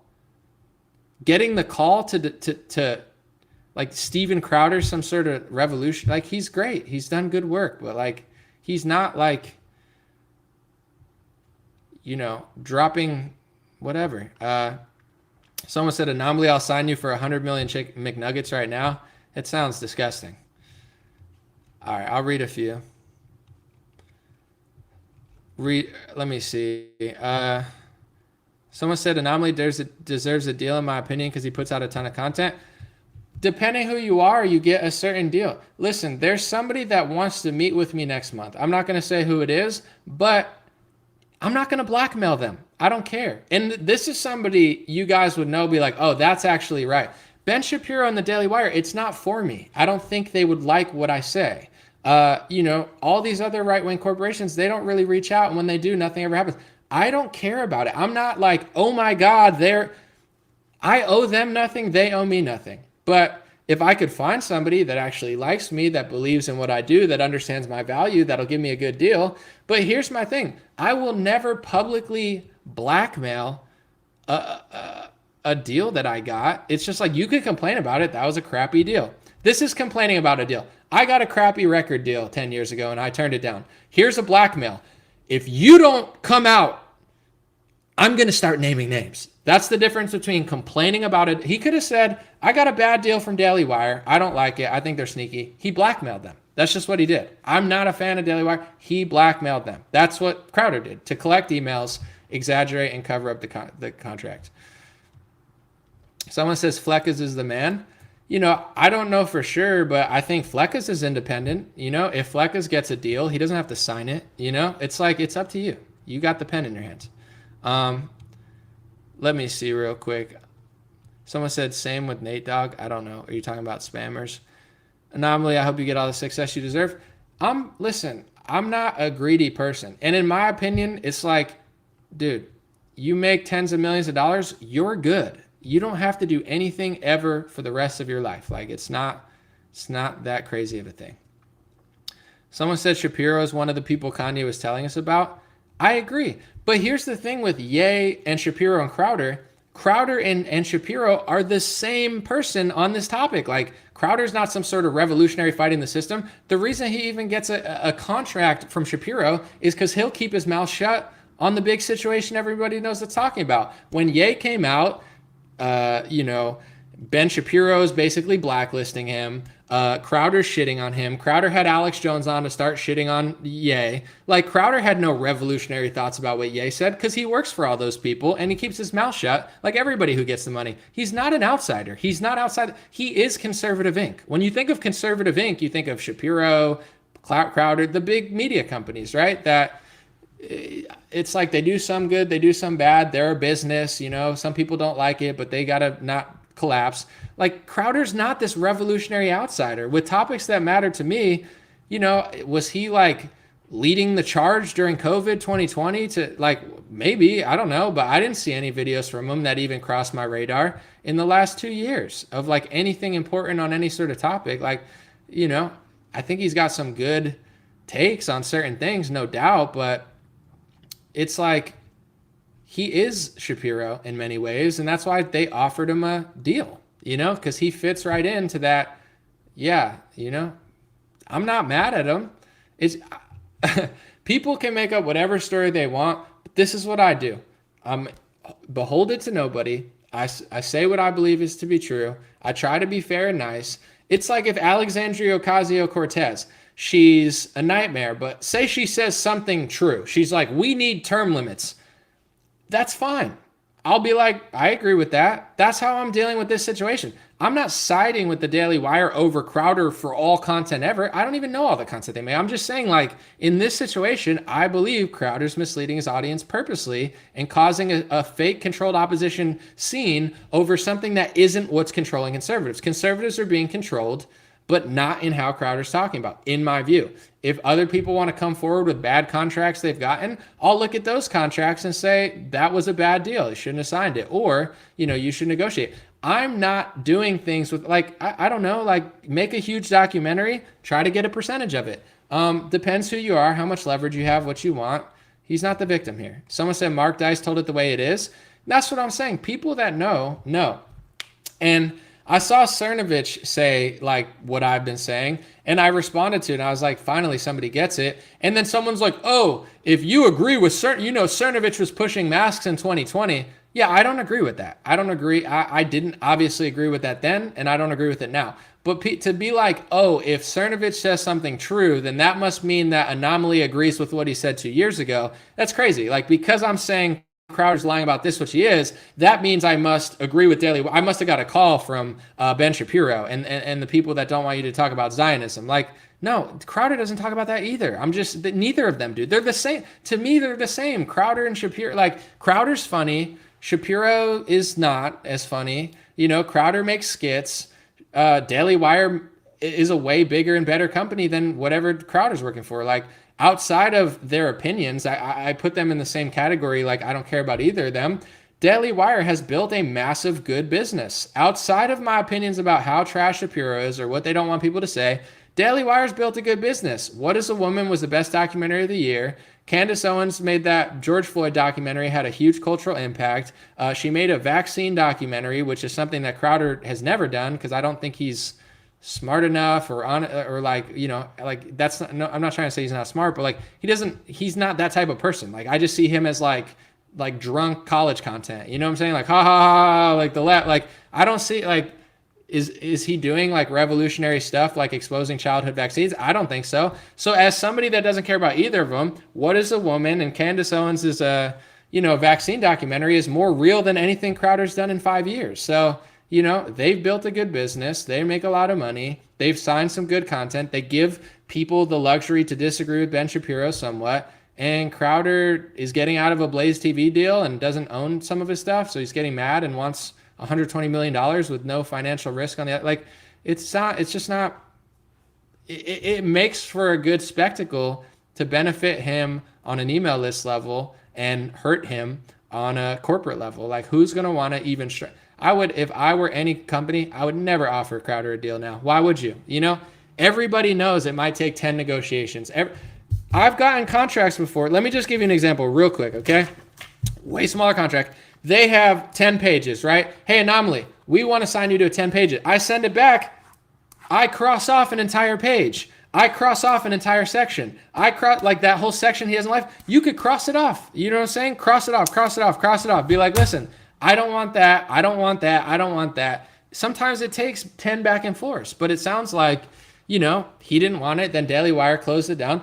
That's between them. Now it's not because it's public, but it's like, it's not that outrageous to get a bad deal that you don't like. I've done live shows where they said, you got to do this, this, and this. I crossed the whole thing off. The whole page gets crossed out. Dude, turn this 5-page contract into a 1-page contract. And guess what? They do it and I do the show, or they don't do it and I don't do the show. But I don't blackmail them. I did a show last year in Palm Springs that said, you can't film on things like, I'm like, I can't film on the thing? Well, that's just a clause for this and that. Well, take it out then. Why is it in? I don't want that in there. I'm not going to do it. Take it out, take it out, take it out. And they take it out or they don't. And I walk away.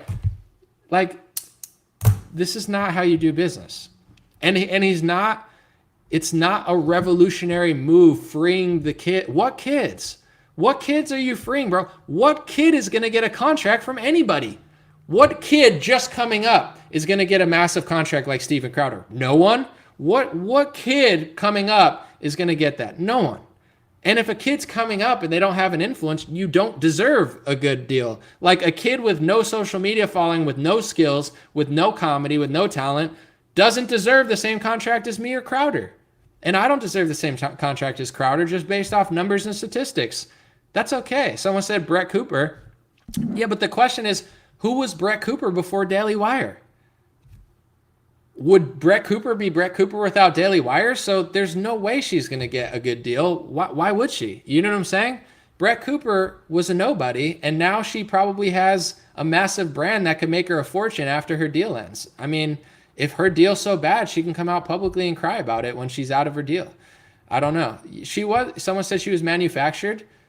It seems that way, but I explained it the other day, so I'm going to keep it brief. In the industry, there's two ways to get a contract. First of all, you don't have to, and you're not a victim, but you make a lot on your own, then you have leverage like Crowder, and then you come into a deal with more leverage. And you could take stuff out, and Daily Wire will be more likely to agree with you because they want to sign you because you have leverage. Or someone like, say, a Brett Cooper, who really doesn't have that much leverage because before her deal, she wasn't really anybody. So the Daily Wire says, listen, you're going to get a bad deal, really. I mean, you're going to get maybe 6 figures. You're going to, but here's the thing. We're going to take you from a nobody to a somebody. So after your contract, after 3 years, you make hundreds of thousands of dollars with us or millions of dollars with us. And when you're done, you're not a victim, Brett Cooper. You have millions of dollars. You can go on to a different deal and make your own money. She's not a victim either. You know what I'm saying? Like, you think she's so sad that Daily Wire, manufacture her into a superstar? She'll be fine. You know what I'm saying? Like, everybody doesn't deserve the same deal. Crowder's not doing this for the kids. He's doing this for himself, his email list, and his independent creation. He got what he considered an offensive deal. Daily Wire didn't want to do it, but he was asking for a lot of money. If you want $50 or $120 million, you're not going to get total freedom. Why would you? Like, if you want total freedom, take a $2 million deal. You know what I'm saying? You want total freedom to do whatever you want, no restrictions, no penalties, take a $4 million deal. Oh, you don't want to? You want a $120 million deal? Then who's going to pay you, Crowder? Nobody. So work for yourself, just like everybody else. He's fine. Someone said Brett is I don't care who Brett Cooper is. I mean, that's her business. I'm just saying. Someone said that blonde Lauren who worked for the Blaze. I'm just giving you my perspective, okay? I've never been forced into a deal or forced into a contract. Guys, before some of these people were even working, I had record deals with some labels when I was 20 years old. You don't have to believe me, but I don't care. I'm not a victim. I didn't want to sign the deal. I didn't. I worked my ass off. They tried to pressure me. Oh, you're never going to be a star. I said, kiss my ass. You're an A&R. I fought with A&Rs at major labels. You're not as good as you think you are, they'd all tell me. And I'm like, you're just an A&R. Like, oh, they told me one time, you're disposable. We can get another one of you. I said, I'm unique. You're disposable. You're A&R number 55. Like, you're not even going to be there in 5 years. So I would tell them to go F themselves. And guess what? I turned into exactly what I thought I was going to be. I didn't know I'd do to the news, but I was who I thought I was. Who's the A&R I talked to? I can't even remember because no one gives a shit. So am I the victim because I turned down a deal? No. Am I the victim because Daily Wire doesn't want to sign me? No. Am I the victim because my Facebook got demonetized for a couple months? No. Am I the victim because my TikTok got deleted? No. I'm not a victim, okay? And I've turned down a lot of deals also. I don't feel victimized. I wasn't meant to sign to them. I'm an anomaly. I did it my own way. I've created a legacy for myself. I walk down the street sometimes, people recognize me almost every single day. I've done that with nothing. No marketing budget, no label, no Blaze TV, no PJ Media, no Daily Wire, no CRTV like Steven Crowder. So you can't tell me shit. You could say, oh, you believe this, or you're saying, I'm just telling you my experience. If I'm not a victim, neither are they. Like, why? Okay, do it yourself then. I'm fine. I built it myself. I put in the work. I bet on myself, and it worked. It's time for Crowder to bet on himself. I hope it works. I think it will to some extent, but he'll never be able to sign someone to a contract that he demanded. And he's not a victim, and he is conservative Inc. He's just trying to redirect the narrative to benefit himself. That's fine. Someone said, I saw Anomaly doing ads for rap apps and stuff and Snow Goggles, Real Hip Hop. Well, I'm glad. Nick Gore said, thank you for what you do. Good job. This is great. $100. Thank you, Nick. I appreciate it. I guess I'm going to stay if you're going to drop 100. Thank you so much. Let me explain that ad real quick because someone said I saw Anomaly in Snow Goggles doing a rap app ad. Okay. Thank you for bringing that up because this is just showing how entrepreneurial I am. Okay.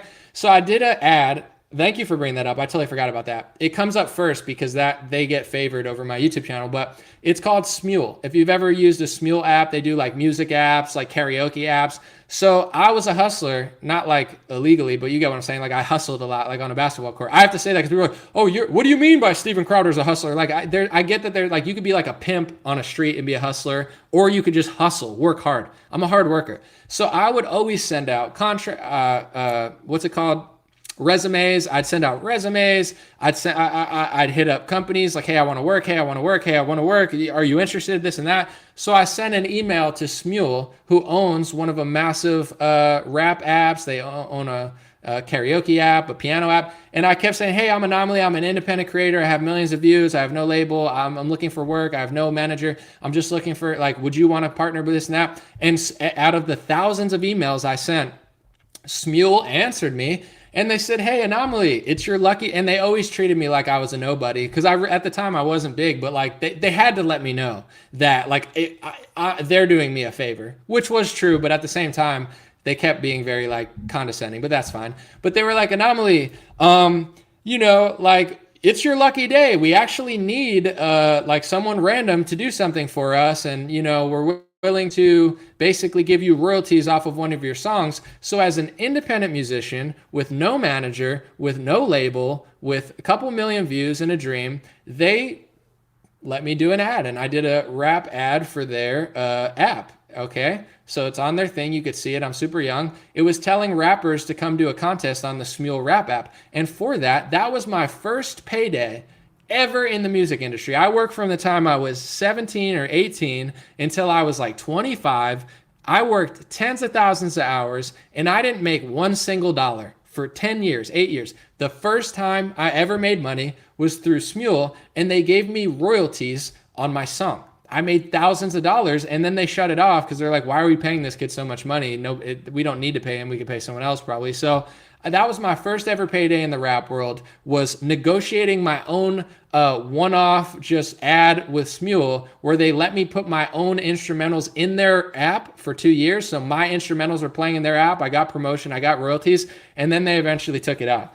So yeah, that was 100% independently negotiated by myself, emailed by myself. Is that so bad that I did that as an independent hip hop artist when I was 25? I'm proud of that. That was the first time I ever got paid for music. Let me read some comments. I was going to leave before 2 hours, but since I got a $100 super chat, I might as well stay. Appreciate it. Someone said it's not his documentary. If they pay for the documentary and they pay you to be in it, it's not your documentary. He should have negotiated that or just turned the deal down. I agree. I would want a percentage of a doc. If they're doing a Steven Crowder documentary, I need a percentage of that if I'm Steven Crowder. I'm not doing, you get 100%, I get 0. He should at least get a percentage. It's negotiable, but someone said Anomaly paved the way for NWA. That's actually true. No, I'm just kidding. That's funny though. Someone said, and this is why you'll always be working out of your apartment. I work out of my apartment by choice, honestly. It's just comfortable, but you could say that. I have a meeting next month, but maybe I will always work out of my apartment. Not bad. If, at the end of the day, there's moves I could have made better, but I've done well for myself. I don't have that much cost. I don't pay for other rent besides my rent. I'm not paying a million people. I'm all right. I'm not offended by that. I don't care. It's just what, it is what it is. No, I do pay rent. I'm just saying I don't pay rent. I don't have to pay like rent for a studio or rent for another thing. I pay my rent. My rent is my studio. If you can't work for yourself, why wouldn't you? I don't know what you're saying. There's nothing wrong with working from home. Let me read. Someone said he didn't negotiate because this is all contrived. Drama gets views. I agree. It definitely is. To me, though, I'm glad it happened. I don't care. Listen, if Crowder gets a lot of emails, good for him. If Daily Wire gets attention or hated on, whatever. That's for them to deal with. I'm using it as opportunity to, one, talk about, and two, I think it's extremely interesting. I can't help what I'm interested by. I think it's interesting. I think it's worth talking about. I don't mind going against the grain if it's true. It doesn't bother me. It's fun. It's exciting. I like diving into contracts. I think that's interesting. When I was young, I hated the business side of music. I just wanted to be a musician. And then I realized nobody's coming to save me. Nobody cares about me. Like, well, you got to figure it out. So now I actually I don't mind business because it's an art to itself. You don't have to sign it. So, you got to enjoy your life. And, I feel like there's an art to business, as Trump would say, the art of the deal. But it's interesting to me. You know what I'm saying? It's a fun topic to talk about for whatever reason. Please acknowledge me, Anomaly Jungle Rumbler. You got it. Let me see. Someone said I need 5 baby mamas in my life. You need 5 baby mamas? That sounds a little ignorant, you know what I'm saying? But do I think Daily Wire told Candace to talk about this situation? I have no idea. Maybe she wanted to talk about it on her own. Maybe not. I have no idea if that's their PR. I would assume that there's some sort of conversation between Candace and Ben and Jeremy. Like, she's not just going to go on Tim Pool without having a conversation with them. But I have no idea. You'd have to ask Candace or them. Jay said, thank you so for sticking around. You're a real guy speaking the truth and enjoying the W. Anomaly crushes. That's why I'm here listening. Thank you so much, Jay Case. I appreciate the huge super chats. Thank you so much. It means a lot. And I don't really get that many super chats for multiple reasons. One, our viewership's not super high on YouTube. And also, I don't really incentivize it. I should. I'm self-aware too. It's not like I'm like, oh, I do it all right. There's a lot of things I could do better. There's a lot of ways to grow. It's tricky. It's tricky when you're not with a big corporation. If you're signed to Blaze or Daily Wire, they do a lot of the work for you. It's easy. When you work by yourself and numbers start going down, this gets deleted, like things are shifting. Now they're trying to push rectangle videos and everything's like TikTok and Instagram. It's tricky to, as a creator, it's tricky to not lose what you're doing, but evolve. It's like you don't want to stay exactly the same unless it's working perfectly. But if it's not working, like, it's not like you're a sellout if you do rectangle videos. That's what's popping. I've grown my brand massively through Instagram and TikTok before it was deleted. Like, I'm rivaling. Like, if you go on my Instagram, I don't know if it's still that way. Like, Tim Pool is a massive success on YouTube. One of the biggest successes, huge podcast. I have more followers than Tim on Instagram and better engagement. I'm not saying that matters. Tim doesn't care about Instagram because it doesn't generate revenue. That's why Tim probably doesn't post on Instagram, because it's like a dead end. They don't pay creators. But you can still reach a lot of people there. So it's like, as a business, you got to decide, how many rectangle videos do I want to make, even though it doesn't pay and it reaches a lot of people? How many Facebook and YouTube videos do I want to make? Do I want to start pushing Rumble more or Cozy TV? When you have a team, it's a little easier to figure this stuff out and to do it. When it's me, it's like, it's hard to make a change, but sometimes you have to, because if you don't, you're gonna fall behind. As a fairly new channel, I'm wondering, how long did it take for your channel to take off? Said Knowledge 2020. I started posting videos on my first YouTube channel in 2007 or 2008. It took off within a year or two. I got 1 million views or so within a couple years, but I didn't start generating revenue for a decade. So it took me like a decade to ever generate revenue on social media. But the way I got a lot of eyes on my content was 2 ways: through, figuring out things that people would see with like titles, etc. And also, I entered a rap contest when I was like 19 or 20. It was Wax and Herbal Tea. They had a rap contest and I won the contest. So that brought a lot of eyes to me. And I always build. It's always building blocks. Every person matters. So it's like, I think of it as a full circle. Every person matters. Every person matters. You got 1, you got 10, you got 100, you just got to keep building, keep building, keep building. How bad do you want it? Do you really want to make it? Do you kind of want to make it? If you kind of want to make it, you probably won't. If you really want to make it, if it's what you want to do, people tell me, you're never going to rap. You're never going to do this. Like, do you believe them? So I think at the end of the day, like, it blew up semi quickly, but then it died down again. My career is like this. When I was 19, it was like, you know what I'm saying? Like, I had a moment where I was killing it on YouTube, and then I was broke working at a supermarket and everybody's treating me like I'm a has-been. So are you willing to go through that phase of your life, you know, overnight stocking at a supermarket where everybody's treating you like you're a loser? Like, I met people that would be like, oh, I used to like you, Anomaly. You know, when I was a kid, I used to like, I'm only 24 and people are treating me like I'm a loser.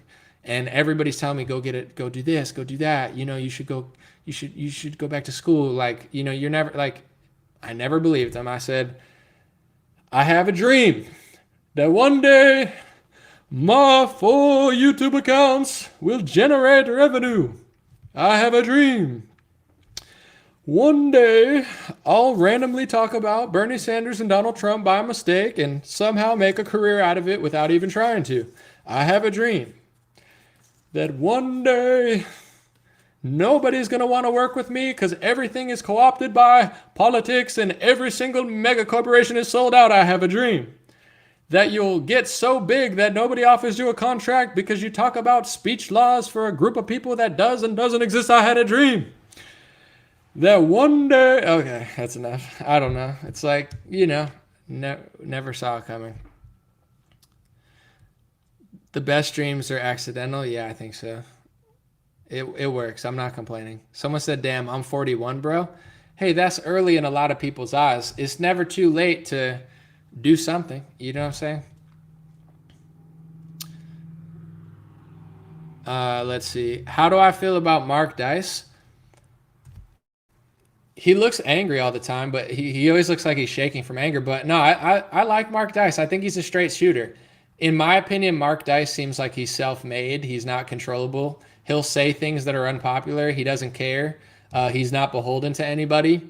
Overall, I haven't seen Mark Dice's videos in a while, but, you know, I haven't seen everything he said about everything, but he seems like, you know, a guy who doesn't really care what other people think, you know? I don't think he has like major connections in conservative ink. He seems like he makes a lot of money. He does it in his own house and he doesn't really care. So, you know, apparently he told the truth about the Crowder situation. Like, some people will get it, some people won't. It's okay. Get him on the show.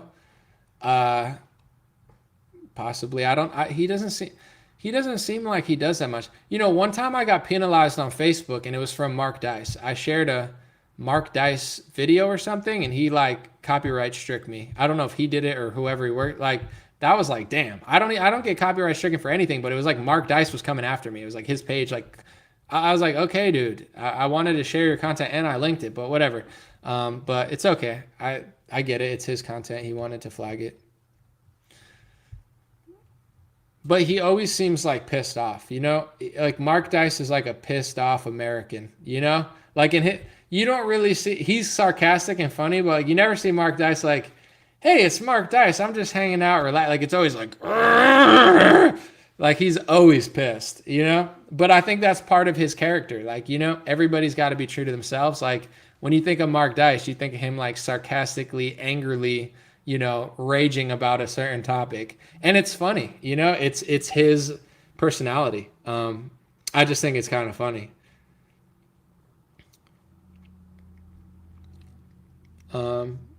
Yay for Prez, Roseanne for Prez, Anomaly for Prez.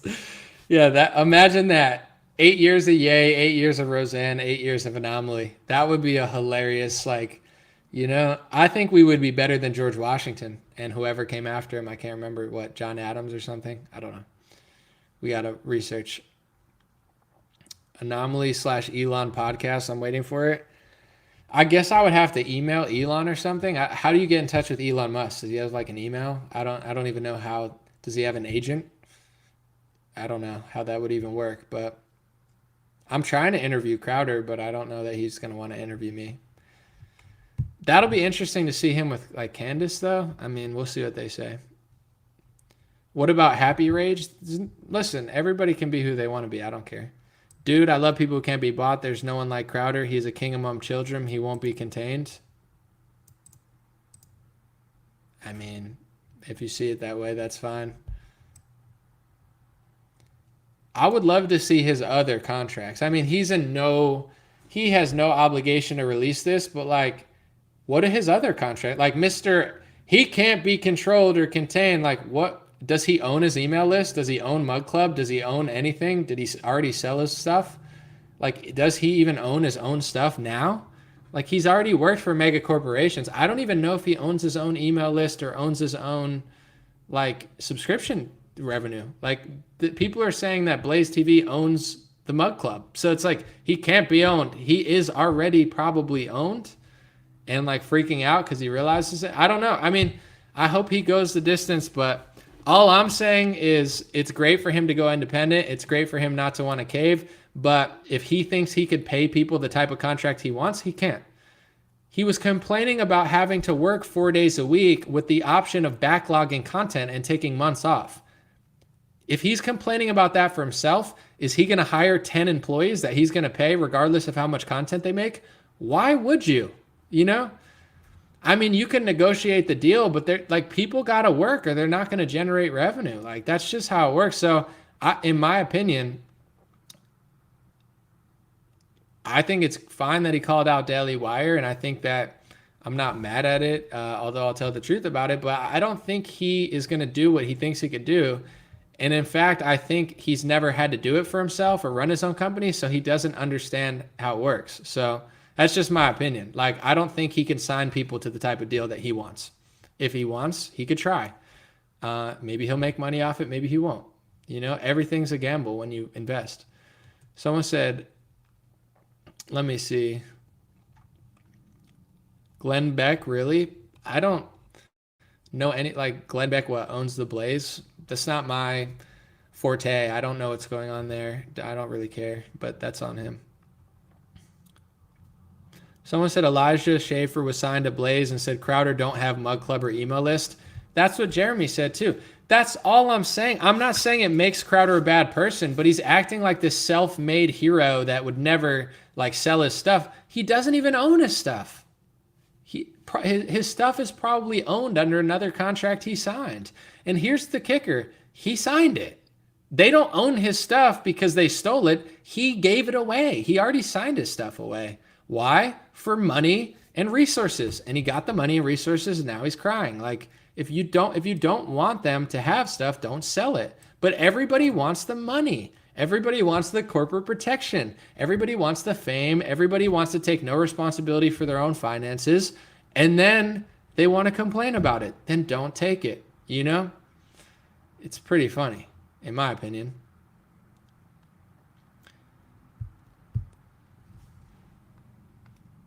And I think people that did it completely independently laugh when this stuff comes up. Like, everybody might not know, but like, you don't have to sign a deal with Blaze TV. He did it because they paid him. They did it because they offered resources. He did it because they gave him a good chunk of money. You get the chunk of money, and now all of a sudden you don't want the money. Then give it back. You can't give it back because it's too late. It's like, make decisions and live with the decisions you made. I don't feel bad for him. That's my opinion. Let's see. Did Jeremy get at least a partial list with that website he launched for Crowder? I don't know. I don't know if they launched anything together, but someone said that contract was too much over the top. Well, the fee was over the top too. $50 million. It's more than I thought he got. Then negotiate. Not a big deal. Thank you, Calypso. Appreciate it. This is not hate. This is just my perspective. I don't hate Crowder. I don't hate Shapiro. I don't hate Daily Wire. This is just the reality of the business that Crowder covered up. It's fine. Someone said, I don't think there's anything wrong with the money. If Crowder has good business sense, he can make upwards of 35 million.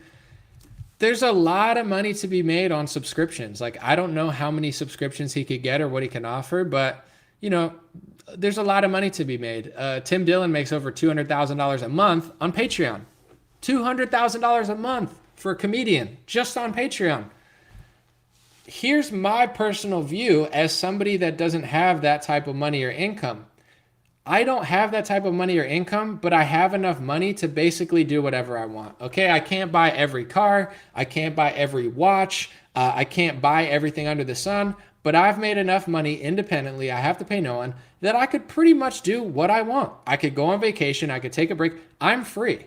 And I don't make nearly as much money as Crowder or any of these people. I'm not making millions or multi-millions, and I'm still free. It doesn't cost that much money to be free. So these people have millions and tens of millions of dollars. They're not the victim, guys. If I had $5 million in my bank account, I could retire tomorrow, invest things right, and I'm good forever. My parents worked their whole lives for a couple $100,000 in a savings, you know what I'm saying, in a stock account. Like, that's what people do in this country. If you're from a middle-class family, you work, you save up money, and then you retire, and you don't have millions of dollars in the bank account when you retire unless you're rich, okay? So with that being said, I'm not nearly as paid as them, but I'm free enough to do what I want. And this is where it comes in. How much money do you really want? If you want to be free, go by yourself. But it's like these people got millions, tens of millions of dollars, and they're crying. Dude, they could walk away tomorrow and never have to make another video again. They're not the victim. Like, I'm not the victim. You know what I'm saying? If no one ever signs me to a deal and I never make money again and I lose everything and I have to go work another job, I'm not a victim. I messed up somewhere. You know what I'm saying? I work hard now. But I'm free. I could be more free, but that's how money is. If you have no money, you're fine. You get a little money, you're fine. Then you get more money, you're fine. Crowder has enough money, guys. He doesn't need anything from anyone. He's not a victim. He could do whatever he wants.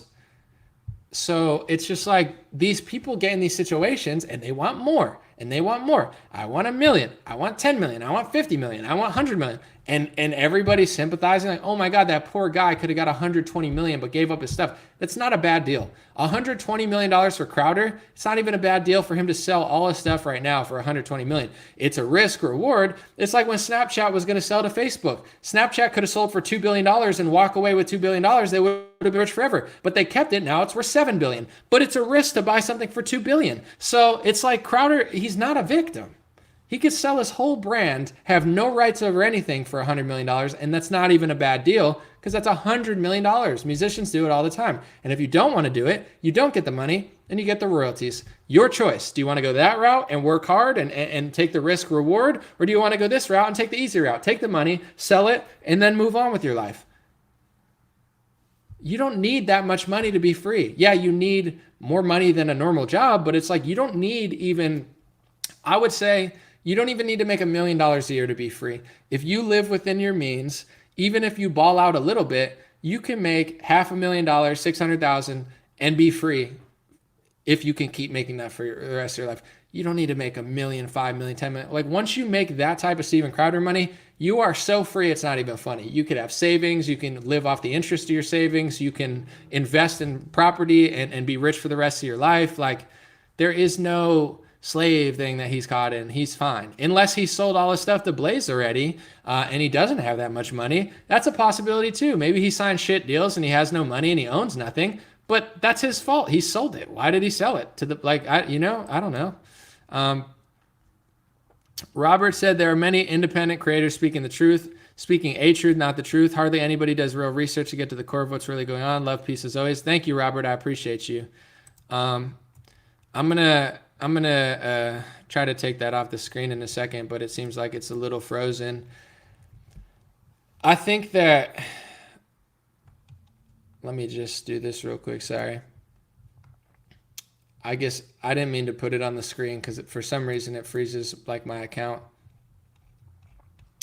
But I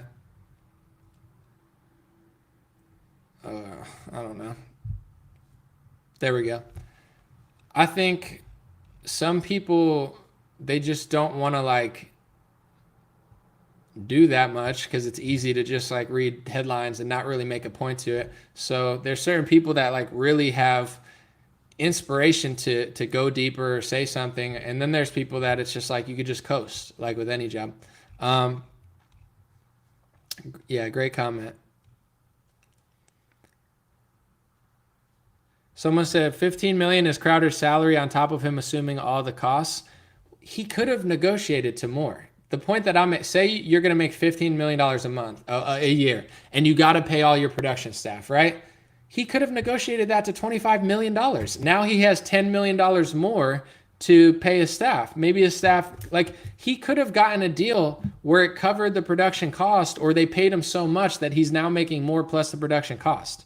They were willing to go up more. It's just, it was going to be a give or take. So he, like, you think he's a victim with a $15 million contract? I mean, come on, who's buying this stuff? Someone said cross-dressing requirement built into the contract. I'm surprised that wasn't in there. It's like Steven must cross-dress 15 times a year in order to get the money. If he doesn't dress as a woman, every other video that... Oh my gosh. Someone says the guy with no contract. What is that supposed to mean? Because I didn't sell all my stuff, now I'm the bad guy? Steven sold his stuff to the Blaze and now he's an outsider, but I'm not an outsider because I never signed a contract. I've been offered contracts before, but I just didn't like them. So instead of blackmailing them, I just said no. If anything, I just complain about it, but it's not like I'm always reasonable. I'm a fair person. I'm very fair. Just like, no, I'm not interested. Like, the truth is too, it's like people don't need you. You know what I'm saying? Daily Wire doesn't need Steven Crowder. They benefit from him. They don't need him. Nobody needs me. Like, yeah, I have value. I with the right partnership, I could do a lot, but nobody needs me. I don't need them. So I'm not so angry. It's like he needs to work for Daily Wire. He does. Just get over it, dude. You know, no one needs anything. Move on. Be a man.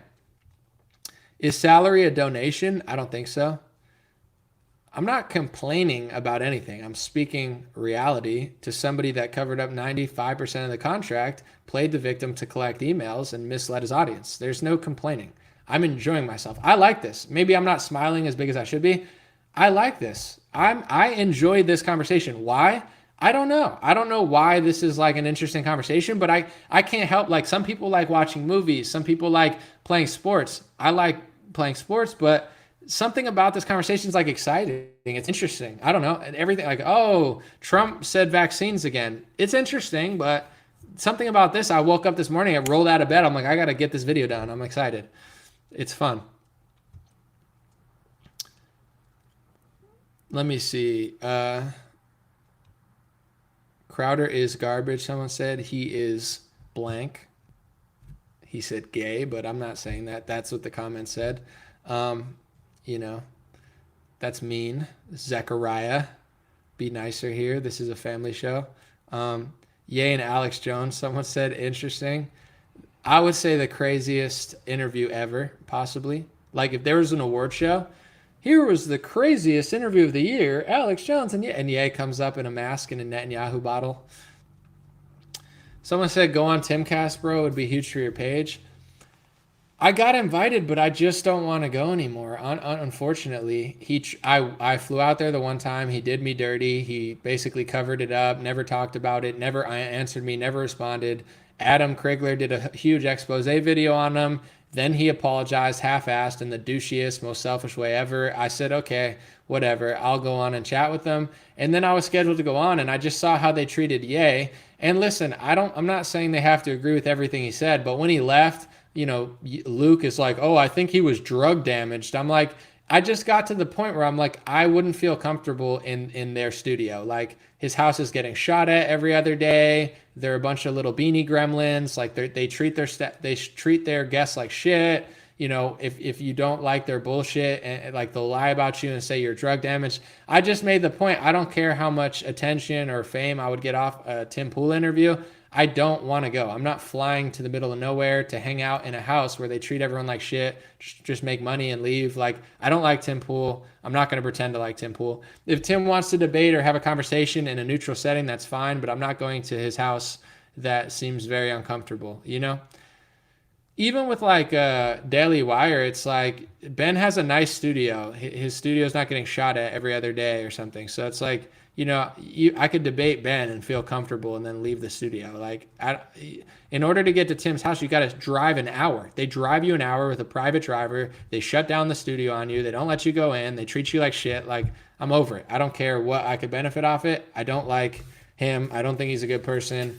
I think he does good business. I think he does good news analysis, but I would love to debate him in a different setting than his place. But I understand that he doesn't care enough about me to want to do that. So that's where we're at right now. If he ever wants to do it, debate or have a conversation a different way, that's fine. But I have zero interest in going to his beanie castle. I don't feel comfortable there. They've done me wrong before. I've flown out to do it, and I don't like how they treat people.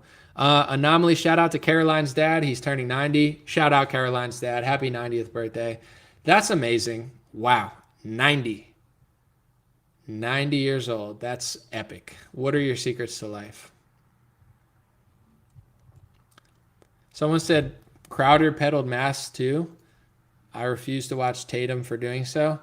What, they were selling masks? Or I don't want to speak on something I don't know, but you're saying Crowder and Brandon Tatum were selling masks or pushing masks in some way.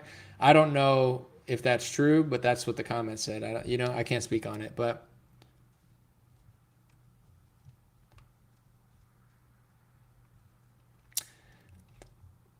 yeah, I mean, listen, say whatever you want about Ye. Say he shouldn't have walked out, this and that, but like they were being annoying and fake, and Ye just walked out because he doesn't have to be there. And they're like, if you say, oh, you shouldn't have walked out, we're disappointed, but then he's like, oh, he must be damaged from drugs still. And it's like, I made a video and I was like, you look like a meth head. Like, why are you saying that? That's a low blow. Like, oh, you're drug damaged. You're brain damaged because you don't want to hang out with me and Tim. Like, to me, that sealed the deal. I was like, I don't like these people. I don't want to go. I don't want to hang out with them.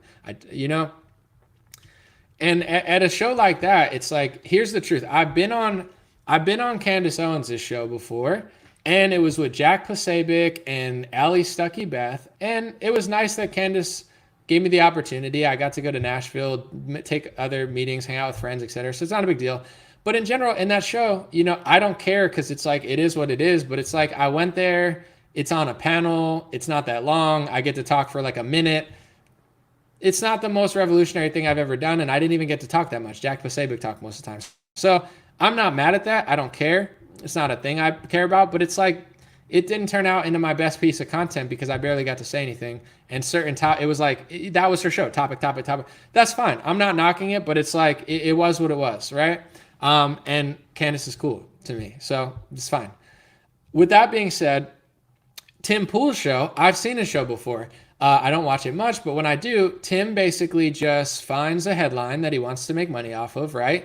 Finds the headline, freaks out about it, tells everybody Civil War, freaks out. And when he has a guest on, he's always interrupting his guest. He's always like gatekeeping. He's always yelling over them. I don't want you to agree with me, but just don't treat, like, he got yelled at by Ari the Rugged Man because he's a little dweeb. He's a little pest. It's like he screams in your face. Like, you don't talk to people like that. You don't have to agree. But, if you yell at somebody, things are going to get escalated. Like Tim's energy is so jagged. His energy is so fake. And when he has a guest on, like, do I want to fly out into the middle of the woods, get treated like shit, take an hour thing? He doesn't actually give a shit about you. The cameras go on. He just screams over you, makes you talk about a topic you don't feel like talking about, never wants to get to like a deep conversation. And God forbid you say something real. Tim just screams over you and acts like you're wrong. Like, we wouldn't get along anyway. It would be a great debate or conversation, but I'm not going to let like a 4-foot gremlin scream in my face at the top of his lungs. Like, it's not happening. So, why should I fly there and pretend like it's going to be fun? It's not going to be fun. It's going to be a lot of views. Obviously, I go there and Tim's entire audience is like, oh my God, this guy's way more interesting and honest than Tim Pool. It would be huge for me. It would be very beneficial because, like, I'm more interesting than his whole staff. So everybody would watch me and be like, wow, this guy's funnier than Tim. He's more honest than Tim. He's more interesting than Tim. He's more reasonable. He treats people with respect. He's not a dickhead about it. And then I would gain a huge portion of Tim's audience because obviously I would, outshine them in every way possible. Everybody knows. So it would be business-wise very beneficial for me to go on Tim Pool. It would only help me. But I just don't want to hang out with those gremlins. You know what I'm saying? It's not worth it at this point to get yelled over. Like, it's annoying. It's like, I don't care what I could benefit from it. I don't want to fly there and hang out with you. That's how little I respect you, or at least like you. As far as business-wise, he runs a good business. Like, money-wise, he makes a lot of money. He's not fully left-wing or anything. He does okay work, but that's just how I feel. It's not worth it for me. Someone said gremlins. I call them beanie gremlins. That's just the word I use. It's like the beanie bunker with a bunch of beanie gremlins where, I don't know. It just kind of, even with Ye, it kind of like creeped me out because, like, Ye's saying something and they're like, oh, like they're being so fake and they're like, individuals. What do you mean by people? And then as soon as Ye leaves, Tim Pool's like, oh, white liberals, white Antifa. Antifa's mostly white people. And I'm like, me? I'm white. I'm not Antifa, Tim. You're an anti-whiteist. You're anti-white medic. I don't do that. I'm like, oh no, I get what you're saying. Like, not all, like, there's a lot of black people in, BLM. There's a lot of Jewish influence in BLM. Tim would never say that, of course. The beanie guy needs to keep his network.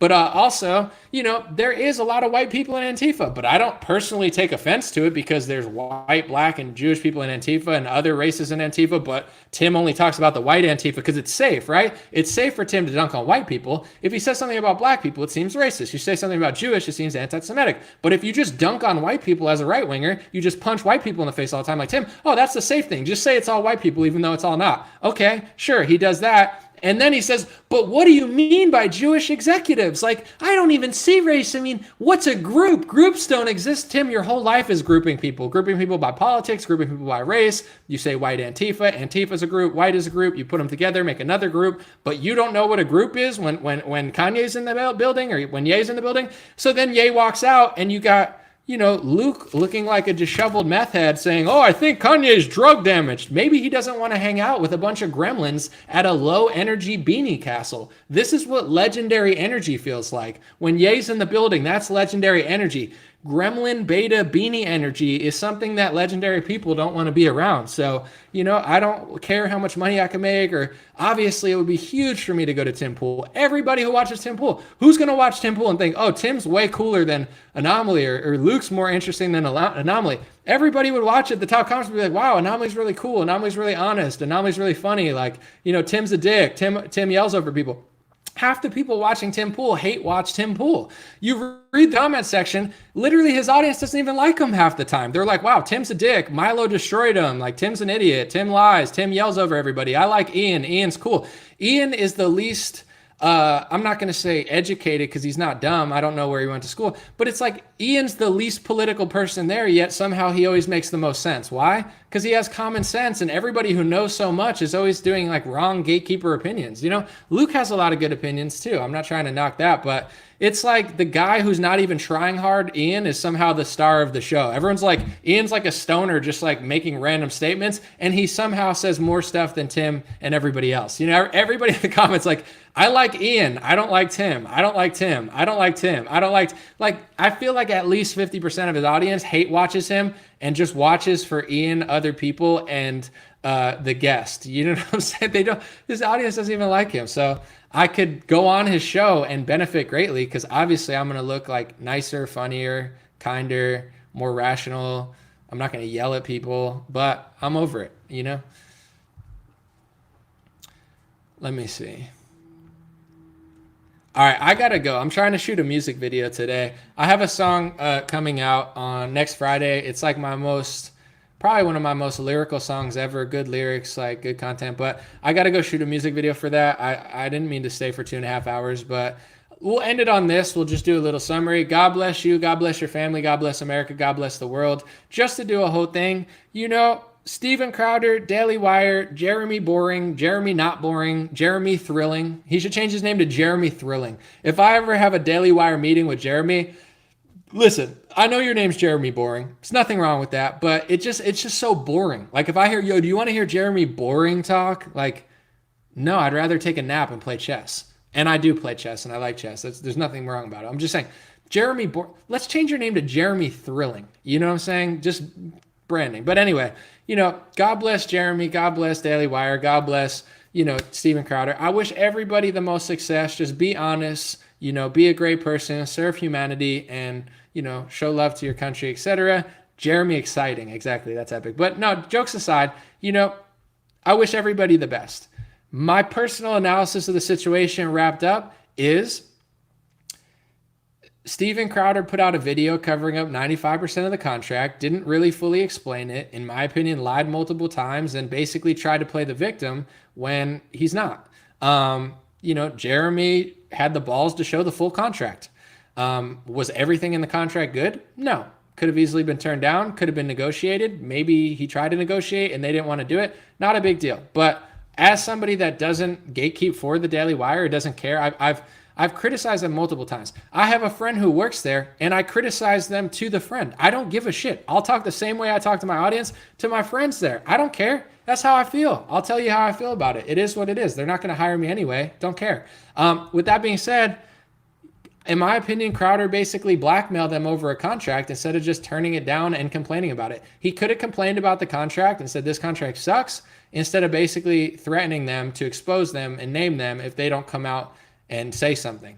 And then Jeremy Boring came out and just showed the whole contract, took his bet and said, okay. And I read the contract and I'm like, wow, there's a lot of stuff that Steven did not say. A lot of it could have been negotiated. A lot of it was not good, but overall, if it was the starting point was $50 million, which it would have been raised. I'm not going to say could have been, it would have been raised.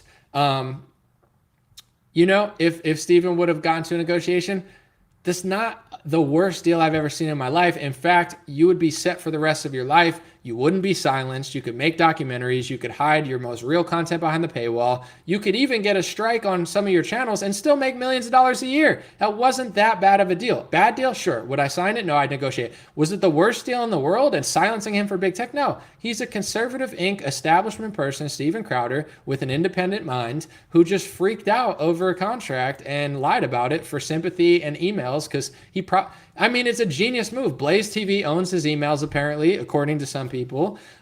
He doesn't own any of his emails. He sold his company out already. He sold his brand out already. He sold his information and database out already. He's already sold it out. And now he's pretending like he's not, just to collect the email so he owns it in the first place. And, recruit new talent to a deal that he could never sign. He could never sign somebody to the deal that he was asking for. So it is what it is. I would say fake kind of controlled op sort of beef to basically benefit Crowder, and Daily Wire handled it well, in my opinion. Could have been better, could have been worse, but for all the criticism I've given them and all the compliments I've given some of the things Candace does, some of the things Matt Walsh does, there's good and bad and everything. I thought he handled it very, very well, and somehow Steven Crowder out-sneaky Daily Wire, which is never good. So God bless you guys. Thanks for listening. Just a few ways you can follow me real quick.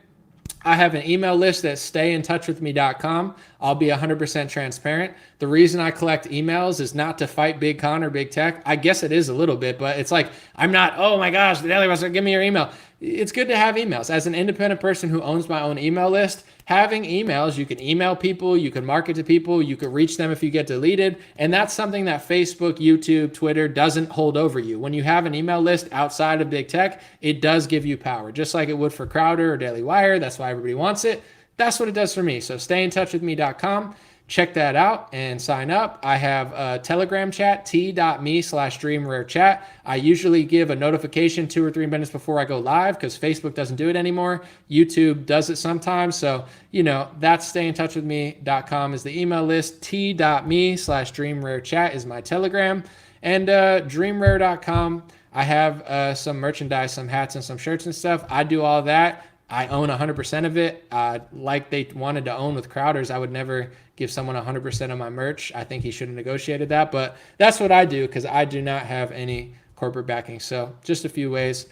Patreon.com/RareTalk. That's also it. Patreon.com/RareTalk. Thank you guys. And if you don't do anything, subscribe on YouTube or Facebook or Rumble or BitChute or wherever you're watching. And I will have more videos soon. Someone said, I like the shirt you're wearing. This is actually my shirt. It says Stay Blessed. I don't know if we still have them or they're sold out, but I don't know if you could see it here. Maybe. You see the American flag a little bit? It's made in America. So I'm trying to be as ethical as I can with my clothes. But have a good one, guys. I'll be out.